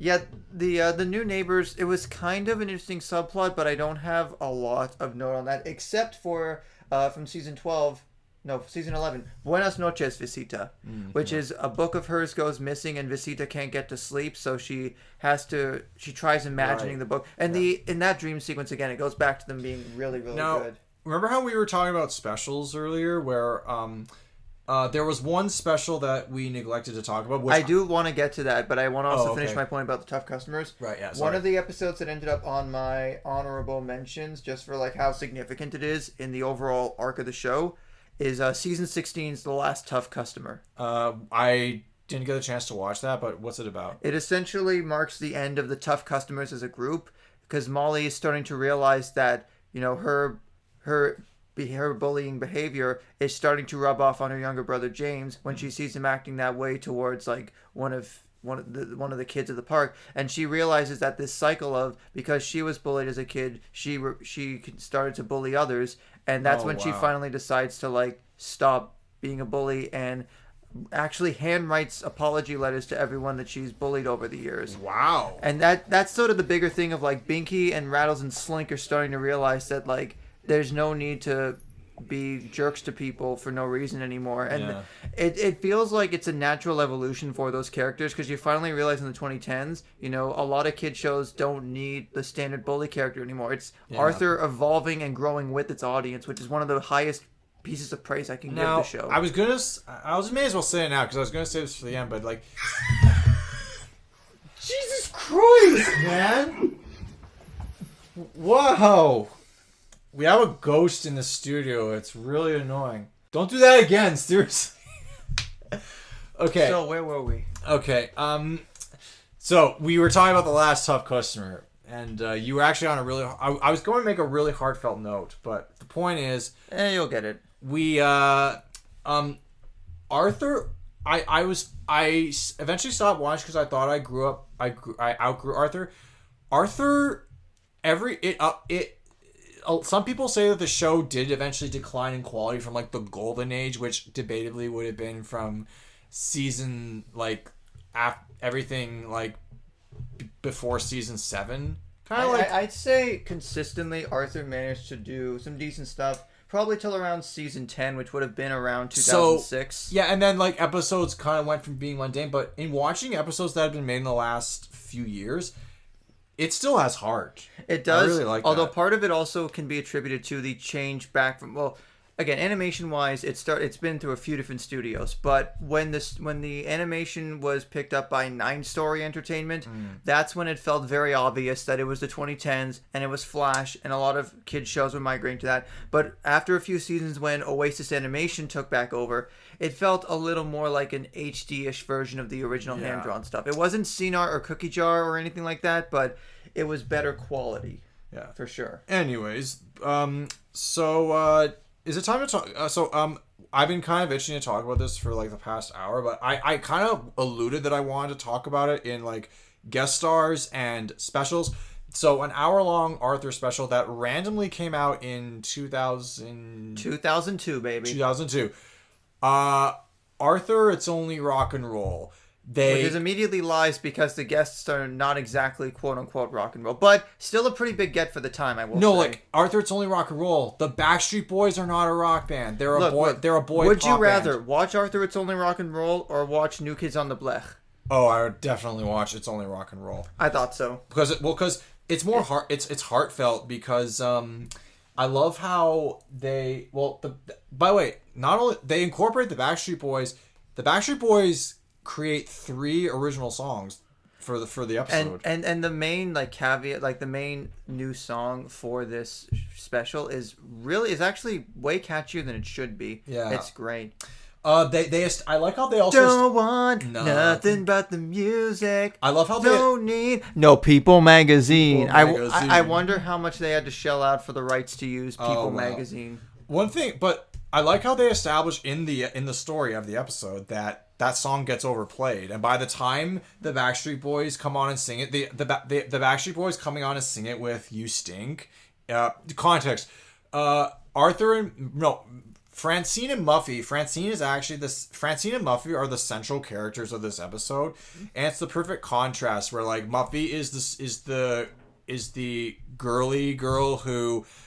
It's the perfect contrast between the tomboy girl and the girly girl. The girly girl has a huge crush on Nick Carter, and she wants nothing more than to meet him at the big concert. Francine doesn't give a shit and thinks the Backstreet Boys are sellouts. Does that mean that Francine is more of the nu metal type?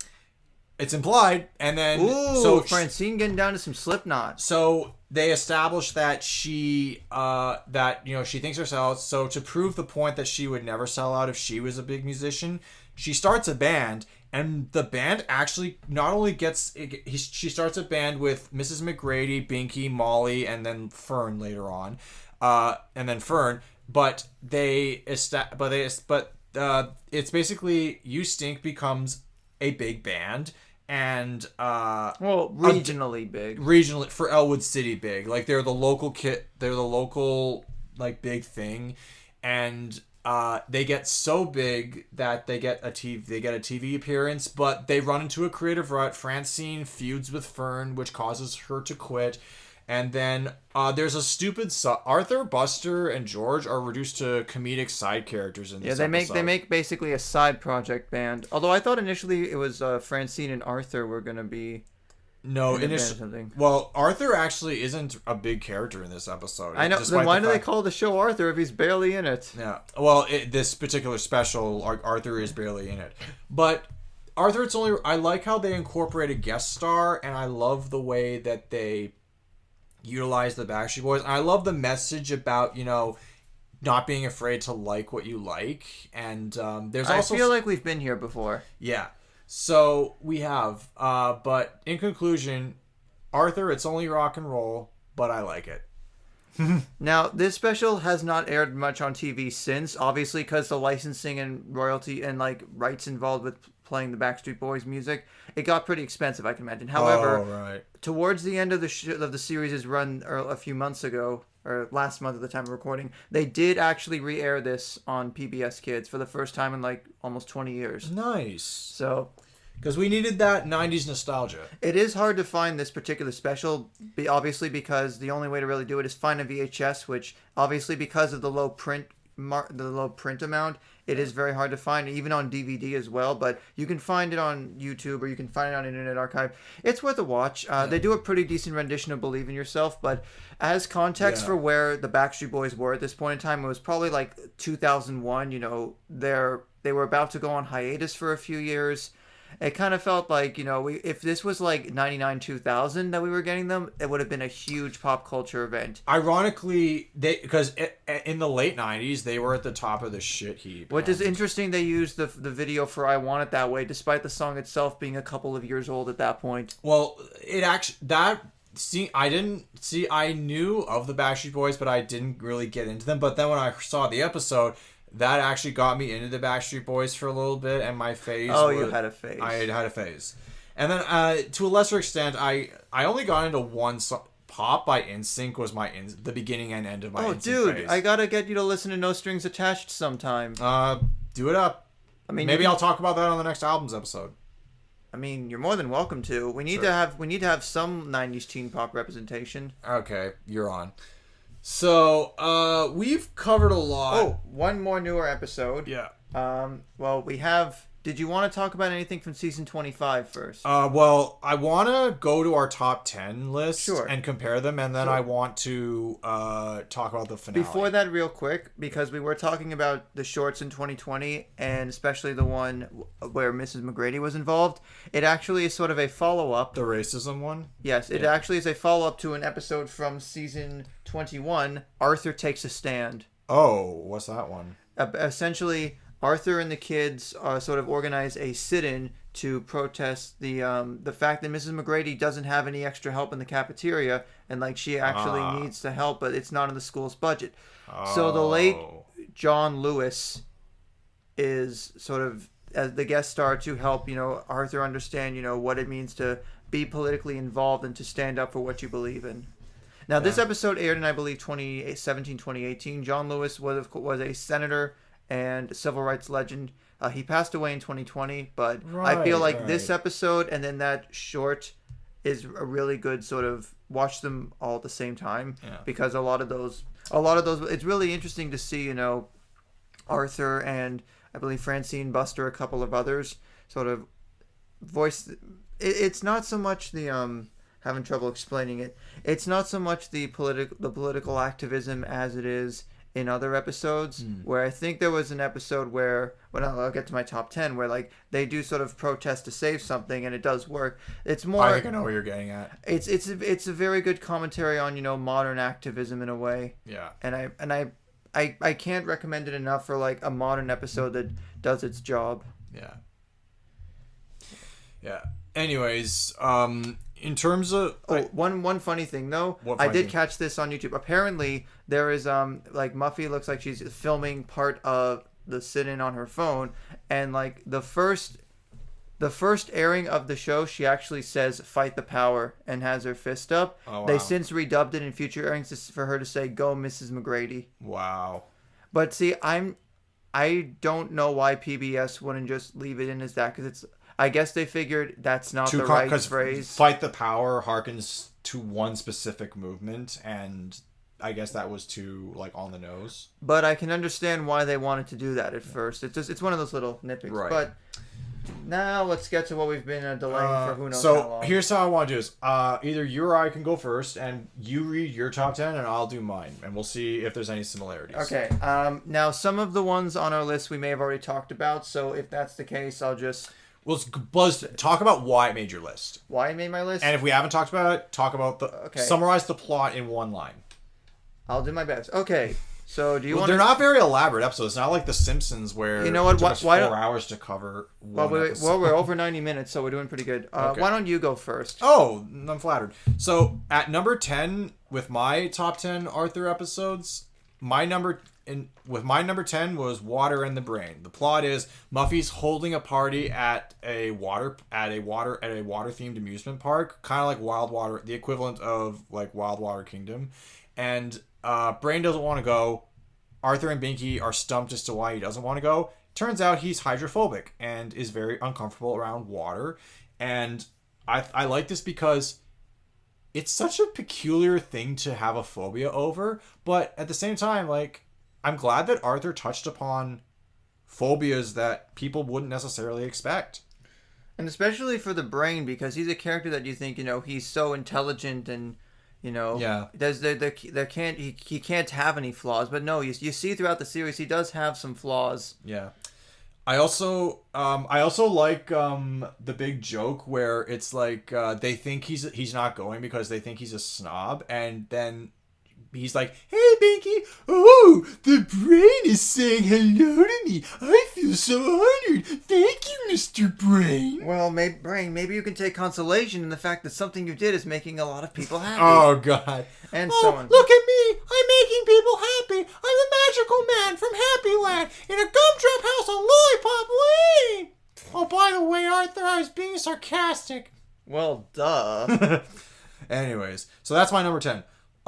Number 9, I'd rather read it myself.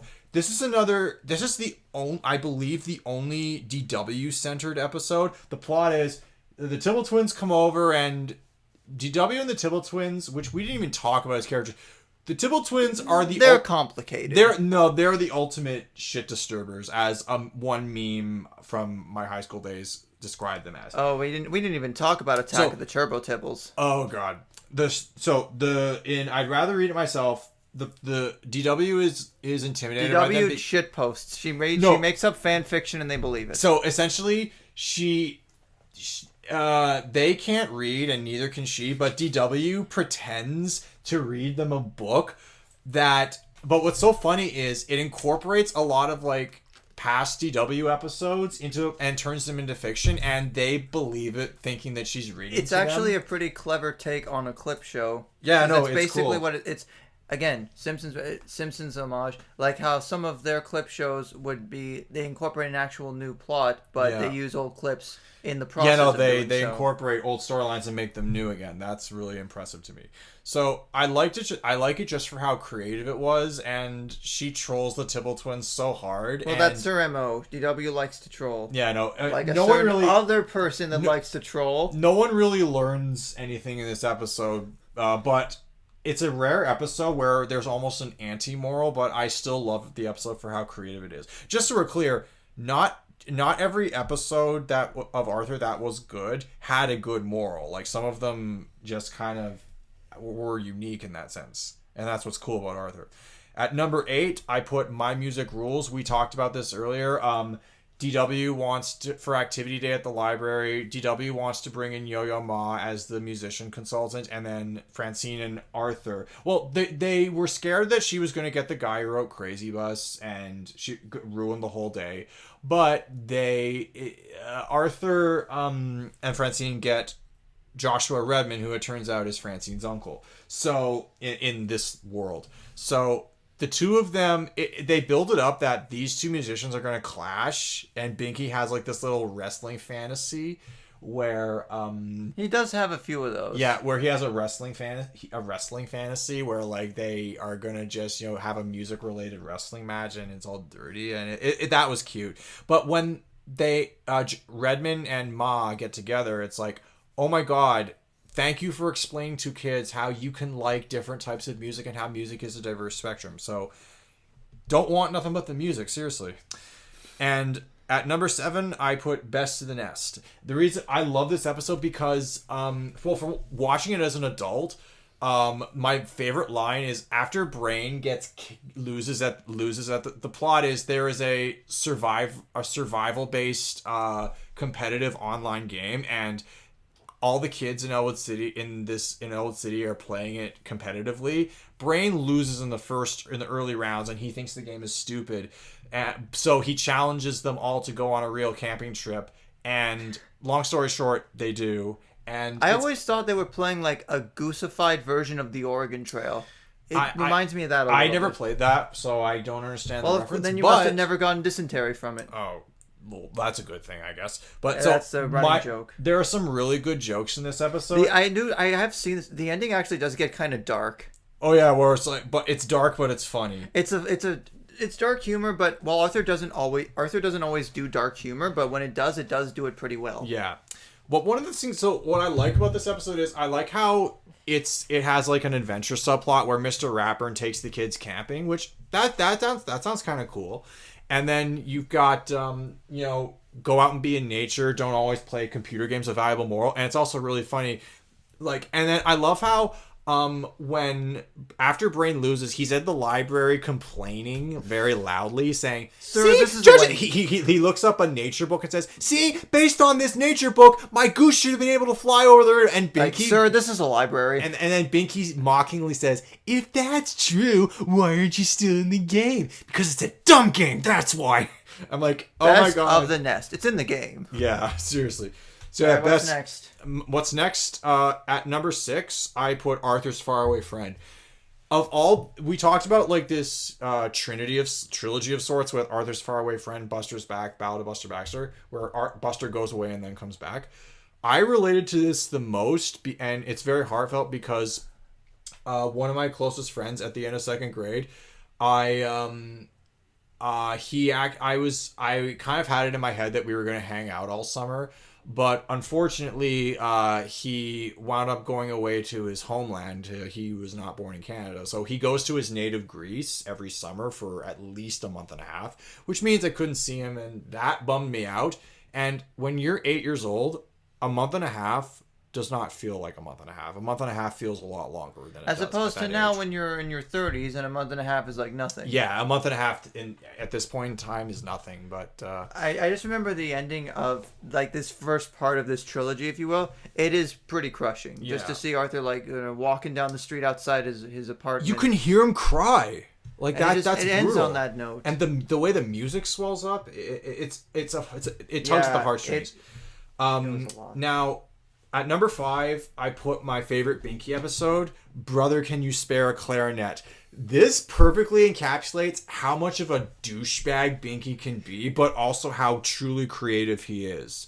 And Well, creative, chaotic, evil. Well, tomato, tomato. because but this, to me, in my mind, this is DW's very bad mood done better. Because Binky's in a pissy mood, he's bullying people for a reason, and his reason actually makes sense. He didn't get snubbed for a birthday party. He just his clarinet wasn't working, and he wanted to audition for a big orchestra. Which, considering that Binky and DW do interact on several occasions, I think they see a lot of the other in themselves. Oh yeah. How we forgot to talk about Oh yeah, I don't have the prop, but Yeah. green potato chips. There's the meme. We thought they were deadly. Hey, but green potatoes, they're not good either. So Hey, if you use food coloring, so though, then it's okay. the reason why I put Brother Can You Spare, in terms of all the Binky centered episodes for my favorite character, this is probably my favorite because it perfectly show. It's also really funny how like when they try to sabotage the auditions, where it's like they try to they put the anti-music machine in the boys' room. The plot is Binky is annoyed with his that his clarinet doesn't work, and he wants to rather than audition for an orchestra with a shitty clarinet, he decides to ruin it for everyone by making him and the tough customers make an anti-music machine, and they try to play it through the air ducts through the men's room, and when they go in, Mr. Morris is washing his hands and he looks at them like, "Yes, hi."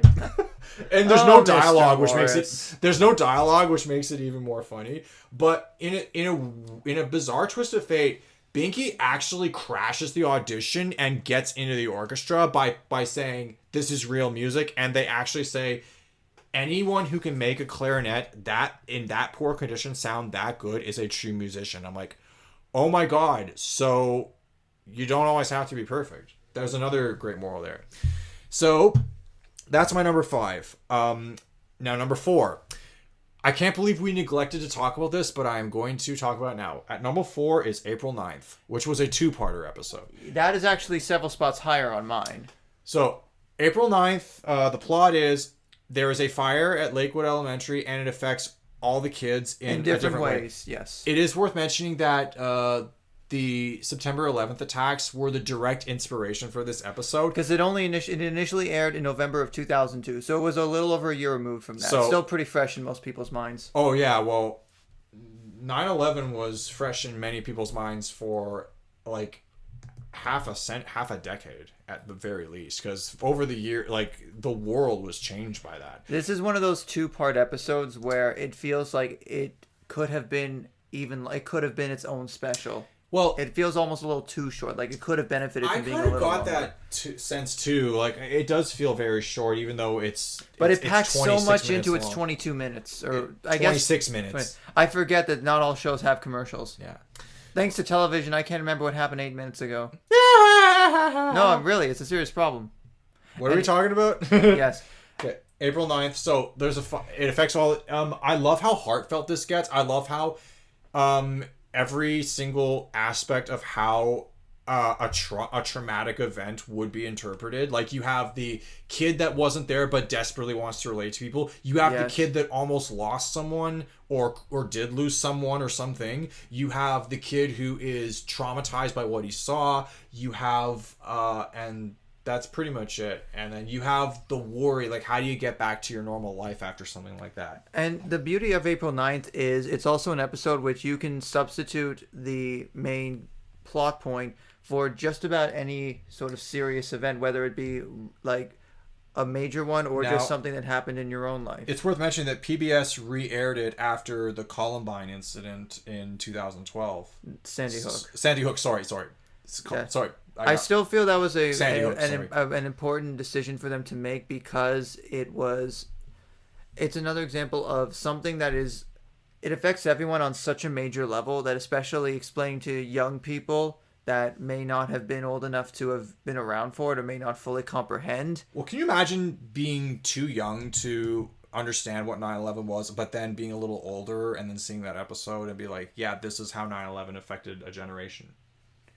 And it's not even about 9/11. This is like just how our generation responds to traumatic It is interesting events. that they do it. It looks like they do go to Mighty Mountain for a time. Yeah. Which is, in the later episode as a whole, it's sort of, you see that like rivalry between Lakewood and Mighty Mountain does kind of disintegrate, but it shows that like, there's no real rivalries or anything. A lot of the post 9/11 stuff, everyone's in stuff together. Yeah, well, that was brilliant because it brought people together. 9/11 truly brought people together because in 2001 America, the country was super divided over that controversial 2000 election where it looked like one person Gore was going to win, but then Bush won. And of course that fueled the whole premise for Fahrenheit 9/11, but I digress. So the country went from being super divided because Bush had a hard time in his first 8 months. He had up until 9/11, he had a hard time uniting the country under his leadership because the country went from thinking Gore was going to be president, and his supporters felt cheated because that's generally where everyone thought it was going to be. But then Bush had to unite a divided country because the Gore supporters were still very salty, and no one really forgave the Supreme Court for what they did. But I'm getting too political. The point is, it shows that we're all the same. And it has a really hopeful ending where, it looks like, people are slowly but surely getting back to life as somewhat they used to be. Exactly. Yeah. It also has the really nice... I mean, you know what? I'll get to some of my other thoughts about it when I get to my spot on the list, but what's your next one? My next one is number 3. I put The Contest. Which is also on mine, but lower. I love this because... It is brilliant, I will say. Arthur paid homage to the animation style and storylines of huge shows that it was competing with for child views at the time. And then even they went a step above that and then actually punched above their weight class by going after actual shows that teenagers and adults would watch. Yes, they have South Park. Arthur, if you can parody South Park, you have got balls. And this was only in season 4, so this is still pretty early on. By the way, South Park is younger than Arthur. South Park came on No, I thought it was 95. South Park came on in 98, and the movie Bigger, Longer, Uncut came out in 99. I thought South Park technically started in 95. Yeah. The point being, they parody South Park, they parody South Park, Beavis and Butthead. Yes. And I think there might have been some type of anime parody in there. What's the one where 97? What's the episode? Technically, Arthur is a year older than South Park. Okay, so yeah, so my point exactly. The point is, but what's that cartoon where the therapist and the shaky skin? What's that again? That's not The Critic, is it? No, The Critic was with John Lovitz. The point is essentially Arthur and his friends figure out they come up with their own show ideas and they're wildly and they submit it for a contest.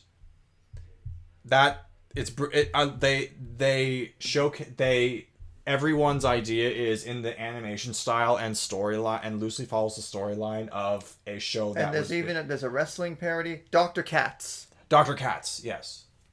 Which I didn't realize that was a thing. Yeah. But it was. Oh, it was. I remember. And then, of course, I don't want to spoil a lot of my thoughts on it because again, it's on mine. But even the end part is kind of neat too because it's one of the first flash forwards we see. Yeah. Now, number 2 on my list is Arthur's Almost Live Not Real Music Festival. I'm not going to talk about this one because I have my own thoughts. Break with tradition. Just have the gang sing songs to music videos for an episode. The songs are great. We already talked about them on our soundtrack volumes episode. Great. The music videos are great. The songs are catchy. And it's a break with the formula episode that just works so well. It really speaks to just when you're a kid, you can have the most fun just pretending you're on television by just recording yourself in front of a homemade set. Yeah. And this is obviously before green screens, before YouTube really existed, and even just before other online video sharing sites had started to exist. And so my number 1 pick might surprise you. But it's held a special place in my heart, even when we were kids and even now. Francine Frensky Superstar is probably my favorite episode of the show. The plot. Mr. Rappern's class is putting on a play about Thomas Edison. Because Francine usually gets really shitty roles in that school was actually plays. a really nice thing. The fact that the entire class was going out of their way to tell Mr. Ratburn, you should put Francine in the lead. And they give her and they do it subtly, but still. They try and look out for her. And they give her the role of Thomas Edison. And then they immediately regret it. They regret it because the role goes to her head, but how they get back at Francine is truly hilarious. It still makes me laugh to this day. There was that sick burn she did to Muffy where it's without light bulbs, you'd have to shop in the dark. Oh, wait, I guess you already do. That show had sass. Yeah, but that's the thing. It's one of the few times where, it kind of shows Muffy can dish stuff out, but she can't take it. That's true, yeah. But then Pinelle's that was really mean.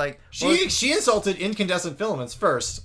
And I love how she has I think that's one of the few times that any of the students have had the balls to correct Mr. Rapper on something. Yeah, and then it turns out that she actually was right about it. That was also still early on when, you never really like Mr. Rapperin was always right. One of the criticisms that that people have given the episode is Mr. Rapperin doesn't ever intervene with Francine's ego trip. He ever pulls her aside to tell her, "Hey, this is," because that's what a real teacher would do. Looks like we have a few technical difficulties. Yeah, and he didn't even intervene when they botched the dress rehearsal. But I don't care. Like It plot wise, it's a little contradictory to teaching kids lessons, but.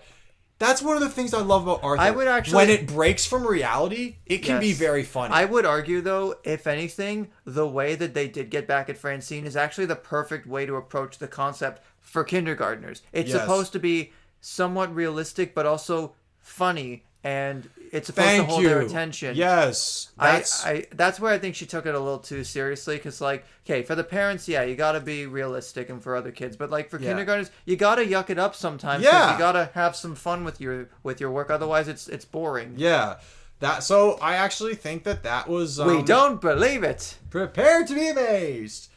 I was amazed. It's a great I'm honestly still a little bit surprised, she really insisted on Buster not having air holes. That just goes beyond historical accuracy. It's common sense. That's sadistic behavior. She was so committed to historical accuracy that it's just no air holes on the light bulb. Gosh, I also love the little bit about, Arthur being the first phonograph and him basically saying, "All lines are busy. Please press 1 and try your call again. A phonograph. Play music. If you are calling from a touch-tone phone, press 1 now."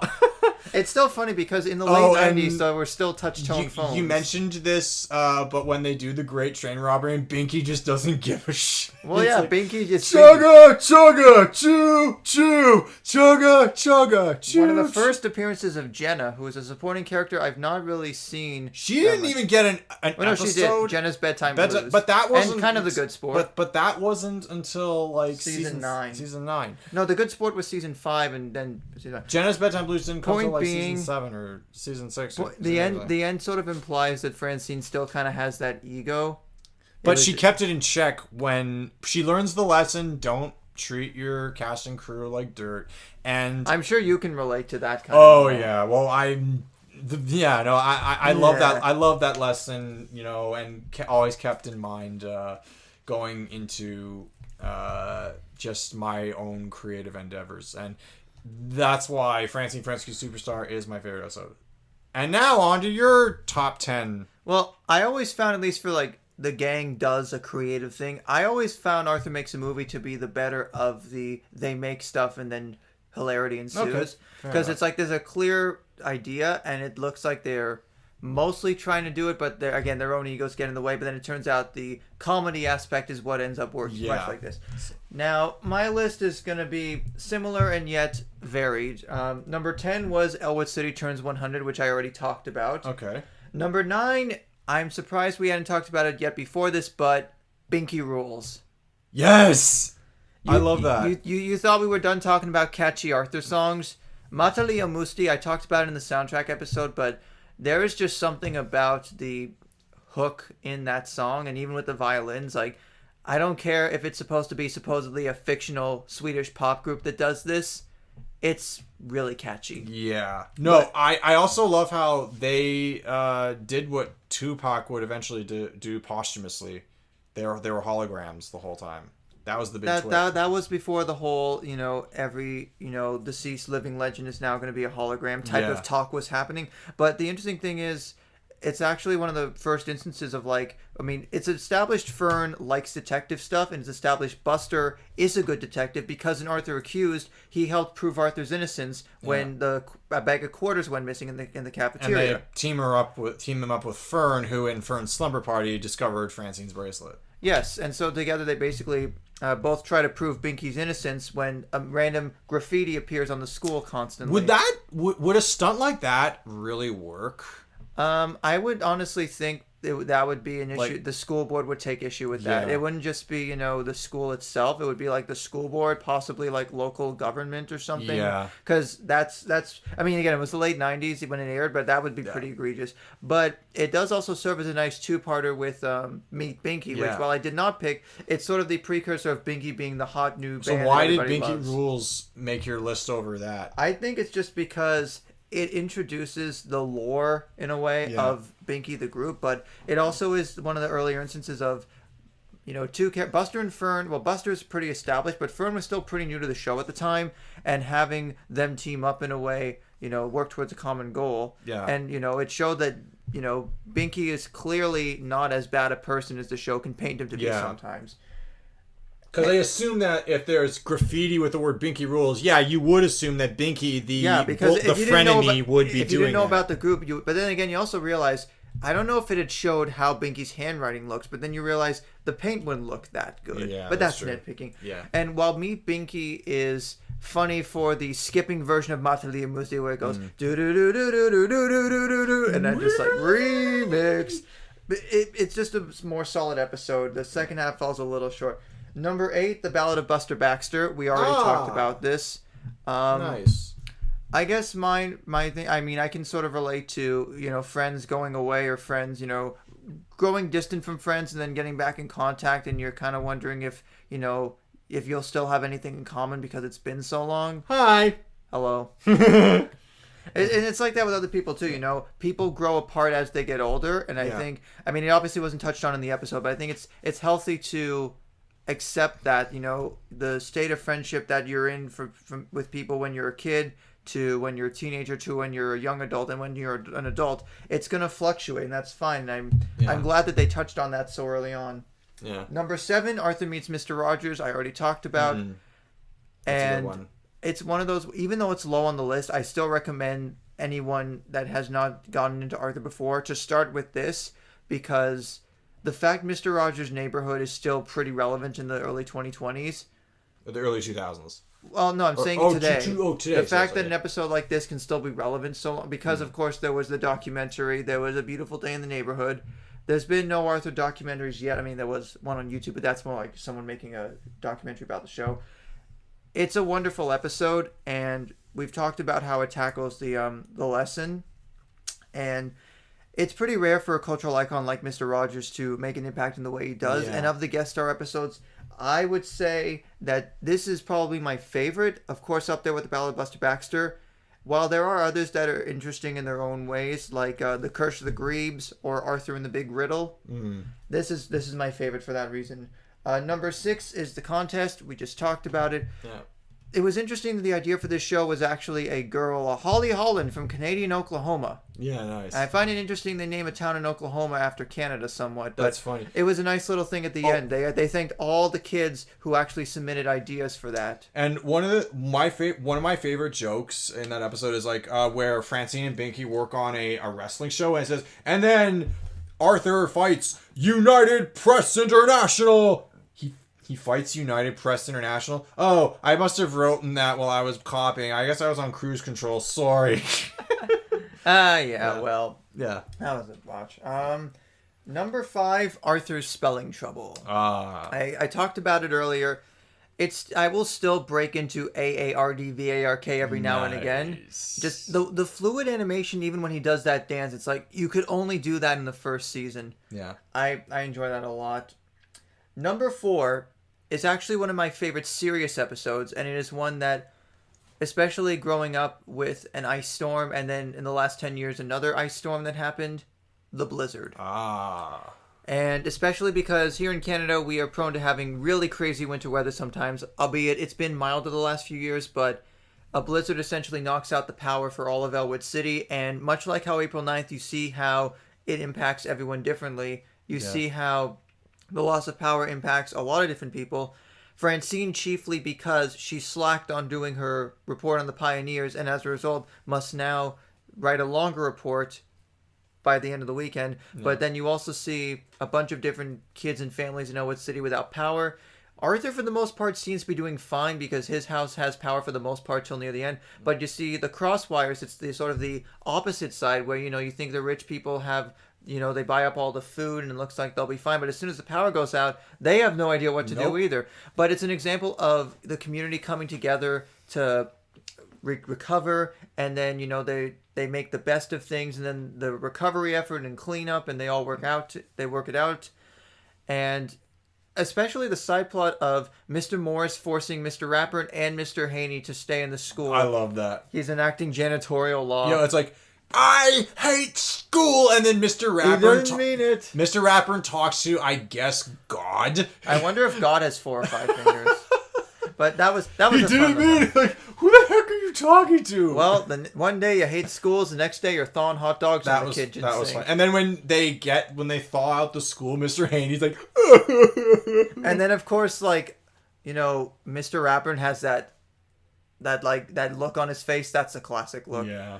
I also really liked the whole. It starts off very subtly, of course, the weatherman that gets the weather wrong. But I think it just as an example of you could substitute the blizzard in with any major weather event. There's been some times even where tornadoes have touched down in the GTA. Yeah, that's true. This thing we've been going through for the last 2 years. I think it's something about putting something on when you go outside. Right. Yeah. It is like April 9th. You can substitute in a lot of things, but it also still sort of ties into the snowball lore, as I said, because it looks like that episode with the blizzard is the reason why she got the snowball, or maybe not. It could just be still recycled animation. It's one of the more serious episodes, but it's got those bits of humor, like DW when she basically sees a transformer literally explode and a bunch of sparks are shooting up. She's like, "Mommy, Daddy, the sky is exploding," and it's very pretty. The actual the town is exploding and it's very pretty. And then later on, she's like, "Oh great, we won't starve. We're not gonna die in the heat." No, it's like, the power's like, "Oh great, we won't starve. We'll just freeze." It's nice to see. DW. It's nice to see so many supporting characters in one place. Yes. And just to actually see the stakes, because you see the power is knocked out because Oliver's trying to avoid slipping Francine's dad. Yeah, Oliver Frensky, who is a garbage man, but also a volunteer firefighter. Pretty cool supporting character. He is the coolest parent out of all of them, I swear. Which makes an episode like My Dad, the Garbage Man, a really interesting thing. You shouldn't worry about what people think of your parents' jobs because they're working hard to support you. Yeah. But he tries to avoid slipping on the frozen roads, and then he hits the power line, and then the power line comes down on another car, and it's dark in ways, but it also is very unifying. That's real. In that way, because when a blizzard or other weather event or disaster happens, that's real. Yeah, the fact that there are so many supporting characters in one place. I don't think I've ever seen Arthur's house that filled with people. Wow, yeah. Now, number 3 is a personal pick for me. Especially as I've gotten older, I found this concept to be really poignant. And that is the short, quick summer. Mm. When you're a kid, you feel that, I have 2 months off and I don't have to be in school and I can do whatever I want. That feels like so much time. Fast forward to now, and you're working all the time. You don't feel like it's special anymore. Pun intended. That episode was ahead of its time. It definitely was. Summers don't feel short and quick until you're in high school or in university. Well, just the idea that you think you have all this time to do all these things you want to do. I mean, Arthur does make a list, but then he misplaces it, and all this time passes by. Then you realize, we're really at the last week of school already, and it makes you think that he didn't get anything done, but it turns out there is some flashing back to what other characters did during the summer, and Arthur is there somewhat, but he feels like he wasted his time. But no, he didn't, because it actually highlights how important and how powerful your imagination can be. And insert SpongeBob meme here. Yeah. But just you can see that it looks like Arthur just, for example, DW points out, especially those rainy days, all you did was sit around and read. But he was daydreaming, and he did stuff with Buster and Francine. He did do a lot of stuff he wanted to do. It just, he got so focused on wanting to do the list. But even that one thing where he finally finds the list and then he celebrates, but there's that sunset outside his window. Oh, that was a gorgeous. And it's but it's too late. Lighting, yeah. Summer's over, and it looks like it's going to end on that note. But it's just a reminder that regardless of whether you're a kid and you're off for summer break, or you're on reading week in college or university, or you just are taking a vacation from work, cherish the time off that you have, because as you get older, that goes by much too quick. And just get out and explore places. I would always love going in the summer to just like go to the park, go through the side streets, go through like the forest area, and just appreciate nature, because there's so little time now where you can actually sit back and enjoy that. Well, I know how you're going to be spending your honeymoon, Mr. Husband-to-be. Yeah, mostly at home for a bit, and maybe going on a car drive if the weather Cherish holds that up. time, like you said. Yeah, I mean, again, the fact that I can actually have some time for us, it's the first time in several years I felt like I actually can allow myself to turn off my work brain a bit. But that's what the Short Quick Summer does. It makes you appreciate the idea of having, separation, life-work separation, something like that. Of course, number 2 is April 9th. We've talked about that enough. I really enjoyed the development between Buster and Mr. Morris, because up to that point, was good. he wasn't really much of an involved character. And even though they do kind of write him out of the show after that, it does sort of show that, Buster has sort of another father figure in some ways, because they both share their love of conspiracy theories and the love of the blues and like music. I mean, Buster starts playing the harmonica after that. Because he didn't even think about that. Yeah. That just goes to show the brilliance of this show.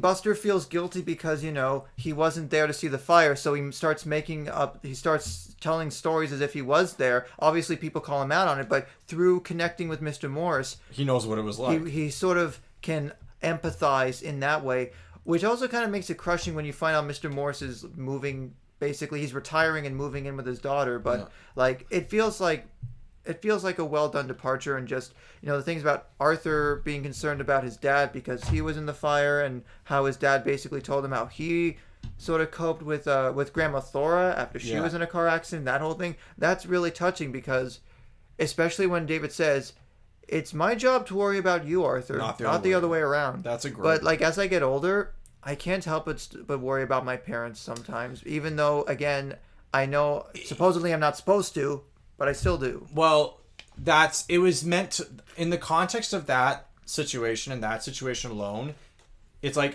your parents are, when you're a kid, it's not your job your job is to go out and live your life and not be bogged down by worrying about them. That part comes, a little later in life, but And with Sue Ellen's subplot, like, I can relate to, like, the idea of losing something precious. Or people have actually read deeper into that and said that's a metaphor for losing a loved one. I definitely can see that. It would have been too dark for Arthur Sanders to have someone die in that tragedy. But if you think about it, the idea that, Muffy tries to buy Sue Ellen a new journal thinking that will fix the problem, when she does not understand the sentimental and emotional connection that someone has. Because Muffy is a strictly material thinker. Yeah. Usually she is. What's your number 1? My number 1, again, we already talked about it, but Arthur's Almost Live Not Real Music Festival. Right. I kind of that. I love how close that was on both our lists. Again, you already said it's a break from tradition, but just the songs they chose to put in that episode. I mean, bruh.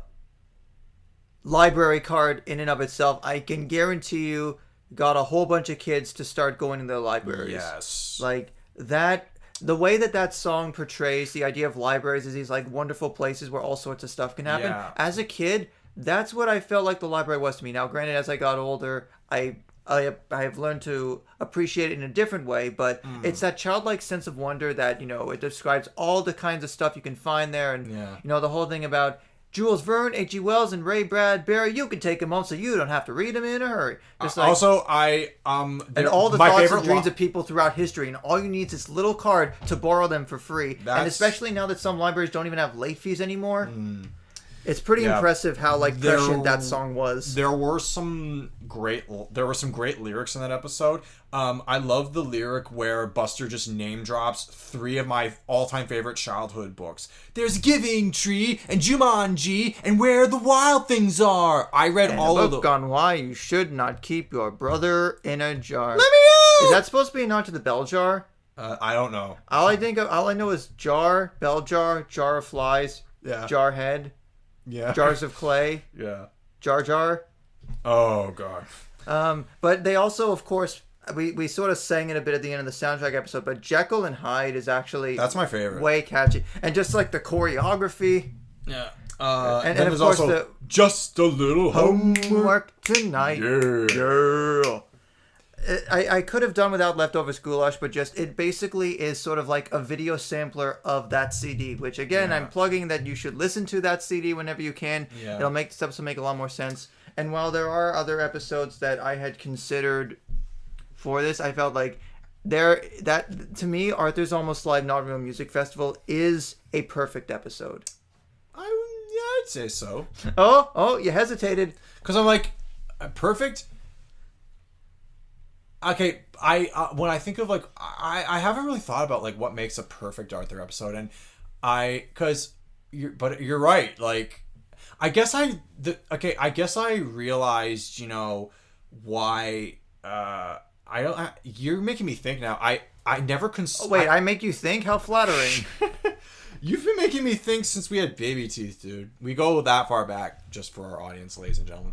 But the point is, I'm thinking to myself, like, I thought about Arthur episodes that meant something to me, but most of my episodes were personal picks. But at the same time, like, I never really thought, what's the perfect Arthur episode? And I'm gonna actually really think about that. But yeah, no, the music festival probably would fit the definition of perfect. And now, a final word from us kids. Let's talk about the finale, because the show finally came to an end. It was really crazy to think that about a little over a month ago, that there were new episodes of Arthur premiering. Marnie and I did watch the final.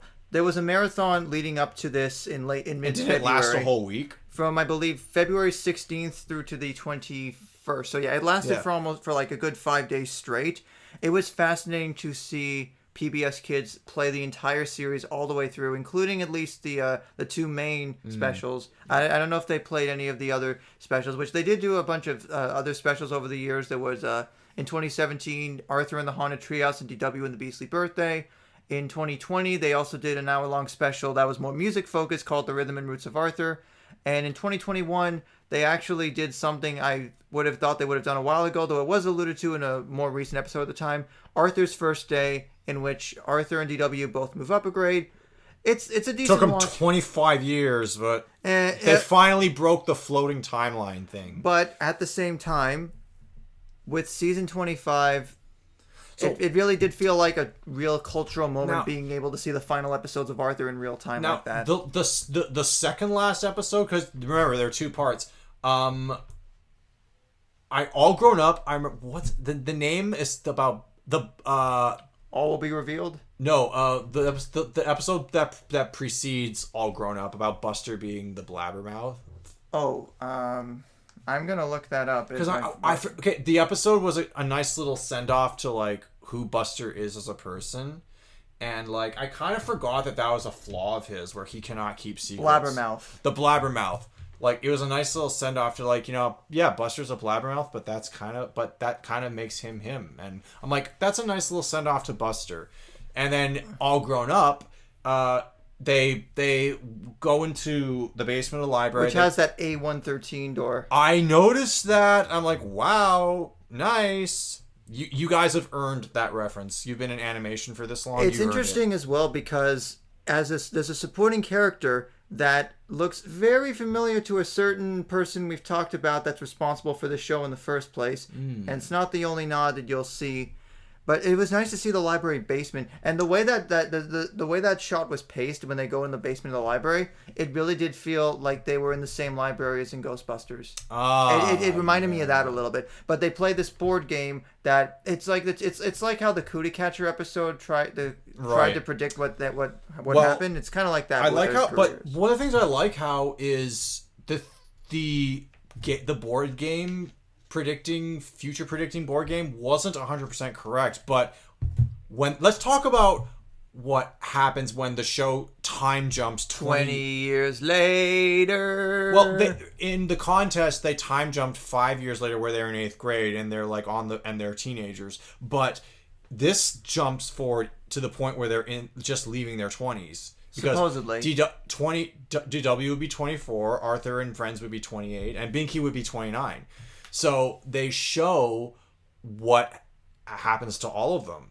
Almost They all of them. do it in such a succinct brief. It feels like I feel like this episode could have been longer, but at the same time, it feels like they got the point across in the amount of time they had, and that's brilliant. They didn't need to make it 2 parts. They just made the last episode we're ever going to see of Arthur a brilliant 11-minute send off where it's like, this is who the characters are going to be in 20 years from now. And what's crazy is when I was really into the show 20 years ago, and to see like me doing what I'm doing now 20 years later and have, it's like the PBS kept Arthur grounded for the current generation of kids and the new generations of kids. But that was a beautiful homage to the first generation that was in the late 90s, early 2000s, watching Arthur, growing up with Arthur, and showing where all those characters that you grew up with are now. Well, except for Bud. See, what Who's I forgot Bud? to mention. I didn't get so that. there were 2 newer characters added in the mid-2010s, LaDonna and her younger brother Bud. Oh, okay. That basically, I think they were their father is in the Army Corps, so obviously they move around a lot. I'm sure that was meant to be a military family subplot. There was an episode When Duty Calls, which was basically them moving out, and so they were trying to sort of have a surprise like farewell party for LaDonna, because LaDonna had some focus in episodes, but same with Bud. I didn't care for them as much, though Bud obviously is in the finale. Although there was a All Will Be Revealed in season 25 where Bud and DW try and find out what really happened in the snowball, and I'm like, I gotta give the writers kudos for finally deciding to go back to wrap that story up after so long. And as an aside for season 25, there was even an episode called A Cloudy Day, which is basically they watch a silent film in the theater. Right. Like that was really cool in the late 2010s to see Arthur tackle silent films. Yes. But all grown up as a whole, when I found out, and spoilers for a month-old TV episode, but when I found out that they got the original voice actor for Arthur, Michael Yarmush, who had also been doing a lot of background voice work for the show for years, but when he was voicing Arthur for those few minutes, it felt like that was how things were meant to That end. was the Michael Yarmush. I remember his name because you told me he played Arthur from seasons 1 to 4. 5. So I thought 5 was when they changed. No, technically it was kind of 6. Okay, so when that was him. It was. Oh my god, that's awesome. And the very end, when you find out that guy in the library, which was both animated to look like and voiced by Mark Brown, is suggested. The whole gist is Arthur is given the wrong library book, but this guy in the library encourages him to stick with it and give it a try. And then we flash forward again to the 20 years. Not only did Arthur take his advice, but he wrote a book about his life. a graphic novel. And guess what the first chapter is? Chapter 1. How I Got My Glasses. How I got my first pair of glasses. It pans into the shot outside the house. The first ever still image of Arthur And thus, we ever saw. we have achieved cyclical loop status. That is Simpsons, take notes. No, let's be real. They can't achieve it right now. Well, Lyle and I have said, what if the last episode or the last special of The Simpsons is them driving to the Christmas pageant? Yeah, but at this point, that feels so that concept feels so far in the past that it could never be achieved the way it has now. And it felt like that was how a show like Arthur is meant to end. You can just brilliant. Go back to the beginning with Arthur's eyes and start the journey all over again. And what I love about this is shows like this don't go away. Like, they end eventually. And that was the thing. PBS was very clear to point out that the show is not going away. There just aren't any new episodes being made, but they're still going to be doing digital shorts. They're working on a podcast that I think is probably starting this fall, sometime next year. Competition for so to speak, eh?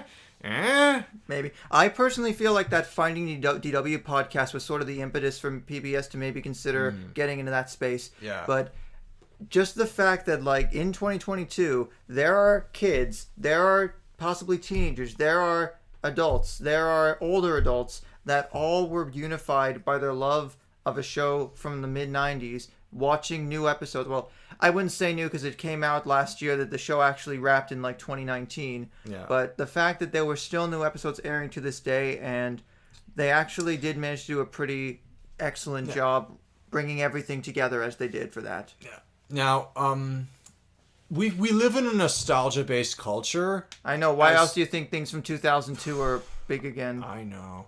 But seeing the Arthur finale handled the way it was special. Well, I mean, I don't think it was perfect, though. I have my nitpicks, like why they... I mean, George being more involved, I guess, makes sense, because as I explained before, he got more development as the show went on. But the brain isn't there, Sue Ellen and Inferno aren't there, Penelo's not there. I guarantee you some of those characters had been, like, basically dropped several seasons prior. That was... Yeah, that I always liked the brain. But they show Binky, he's a weatherman, which just kind of makes sense. It does, but I kind of feel like it's like how that weatherman was like also an improv comedian on the side. You know, Binky's wrestling on the side. I like to think that's my headcanon. So, yeah. Maybe he did take some notes from Uncle Slam. Yeah. So for me... Oh, and also, of course, we forgot to mention the best part. So, DW being a cop. Which is perfect because she is a tattletale 90% of the time. And many, many episodes have showed that part of her character. Some of the ones that they end up being actually make sense in a way, because it's funny to see, you know... I mean, Muffy running for mayor, again, that's a nice sort of nod to the election, or running for mayor. Do you know what else? The fact that Arthur became a graphic novel and wrote a story... That's also a nod to Arthur Wright's a story. Which I forgot to mention, another gem from season 1. It's one of my favorite episodes just because it's basically retelling the story of Arthur's pet business, which is a slightly earlier episode, but Arthur thinks that that's not entertaining enough, so he just makes a whole bunch of random additions. Okay. I had a screenwriting instructor who said this: write with the masses, eat with the classes. But ultimately, Arthur tries to write for the masses and he fails, but they show that sometimes the truth is actually the best story you can tell, and how you tell it is what matters. And that's there were so many how other did we episodes. Go almost 3 hours without talking about almost 2.5 almost 2.5. There were so many other episodes, so many other ones I wanted to touch on. But there's just not enough time to tell them all. But see what I did there? Yeah, I think I did. I think I did see, but yeah. This was honestly a lot of fun, and I think if nothing else, the takeaway from this is like we talked about certain episodes that no longer air on TV anymore, but the best part is Arthur's not going to memory hole itself, or try to. I love that it's going to be around forever, and when I have kids, I'm showing them Arthur. Yes, it's great. It's going to I grew up and by the way, I like how, of course, some stuff will be a little dated, like the fact that in the 90s and early 2000s they're still talking to each other on their landlines. Oh, well, they have walkie-talkies. Arthur and Buster have the walkie-talkies. That's true. Which is fascinating as a side note, how those manage to work like phones but aren't phones. That's true. Well, that's how they were the precursor to cell phones. I remember my dad, for work purposes, he literally talked to his colleagues on a walkie-talkie. I actually have a nice Arthur side story. What's that? I believe this was also in 2000. Well, hey, it's the final word from us kids. Let's do it. My dad used to have one of those very small portable color TVs that wouldn't have a lot of channels, but one of them was, I believe, TVO. So sometimes when I would get driven to school, I would watch Arthur in the car.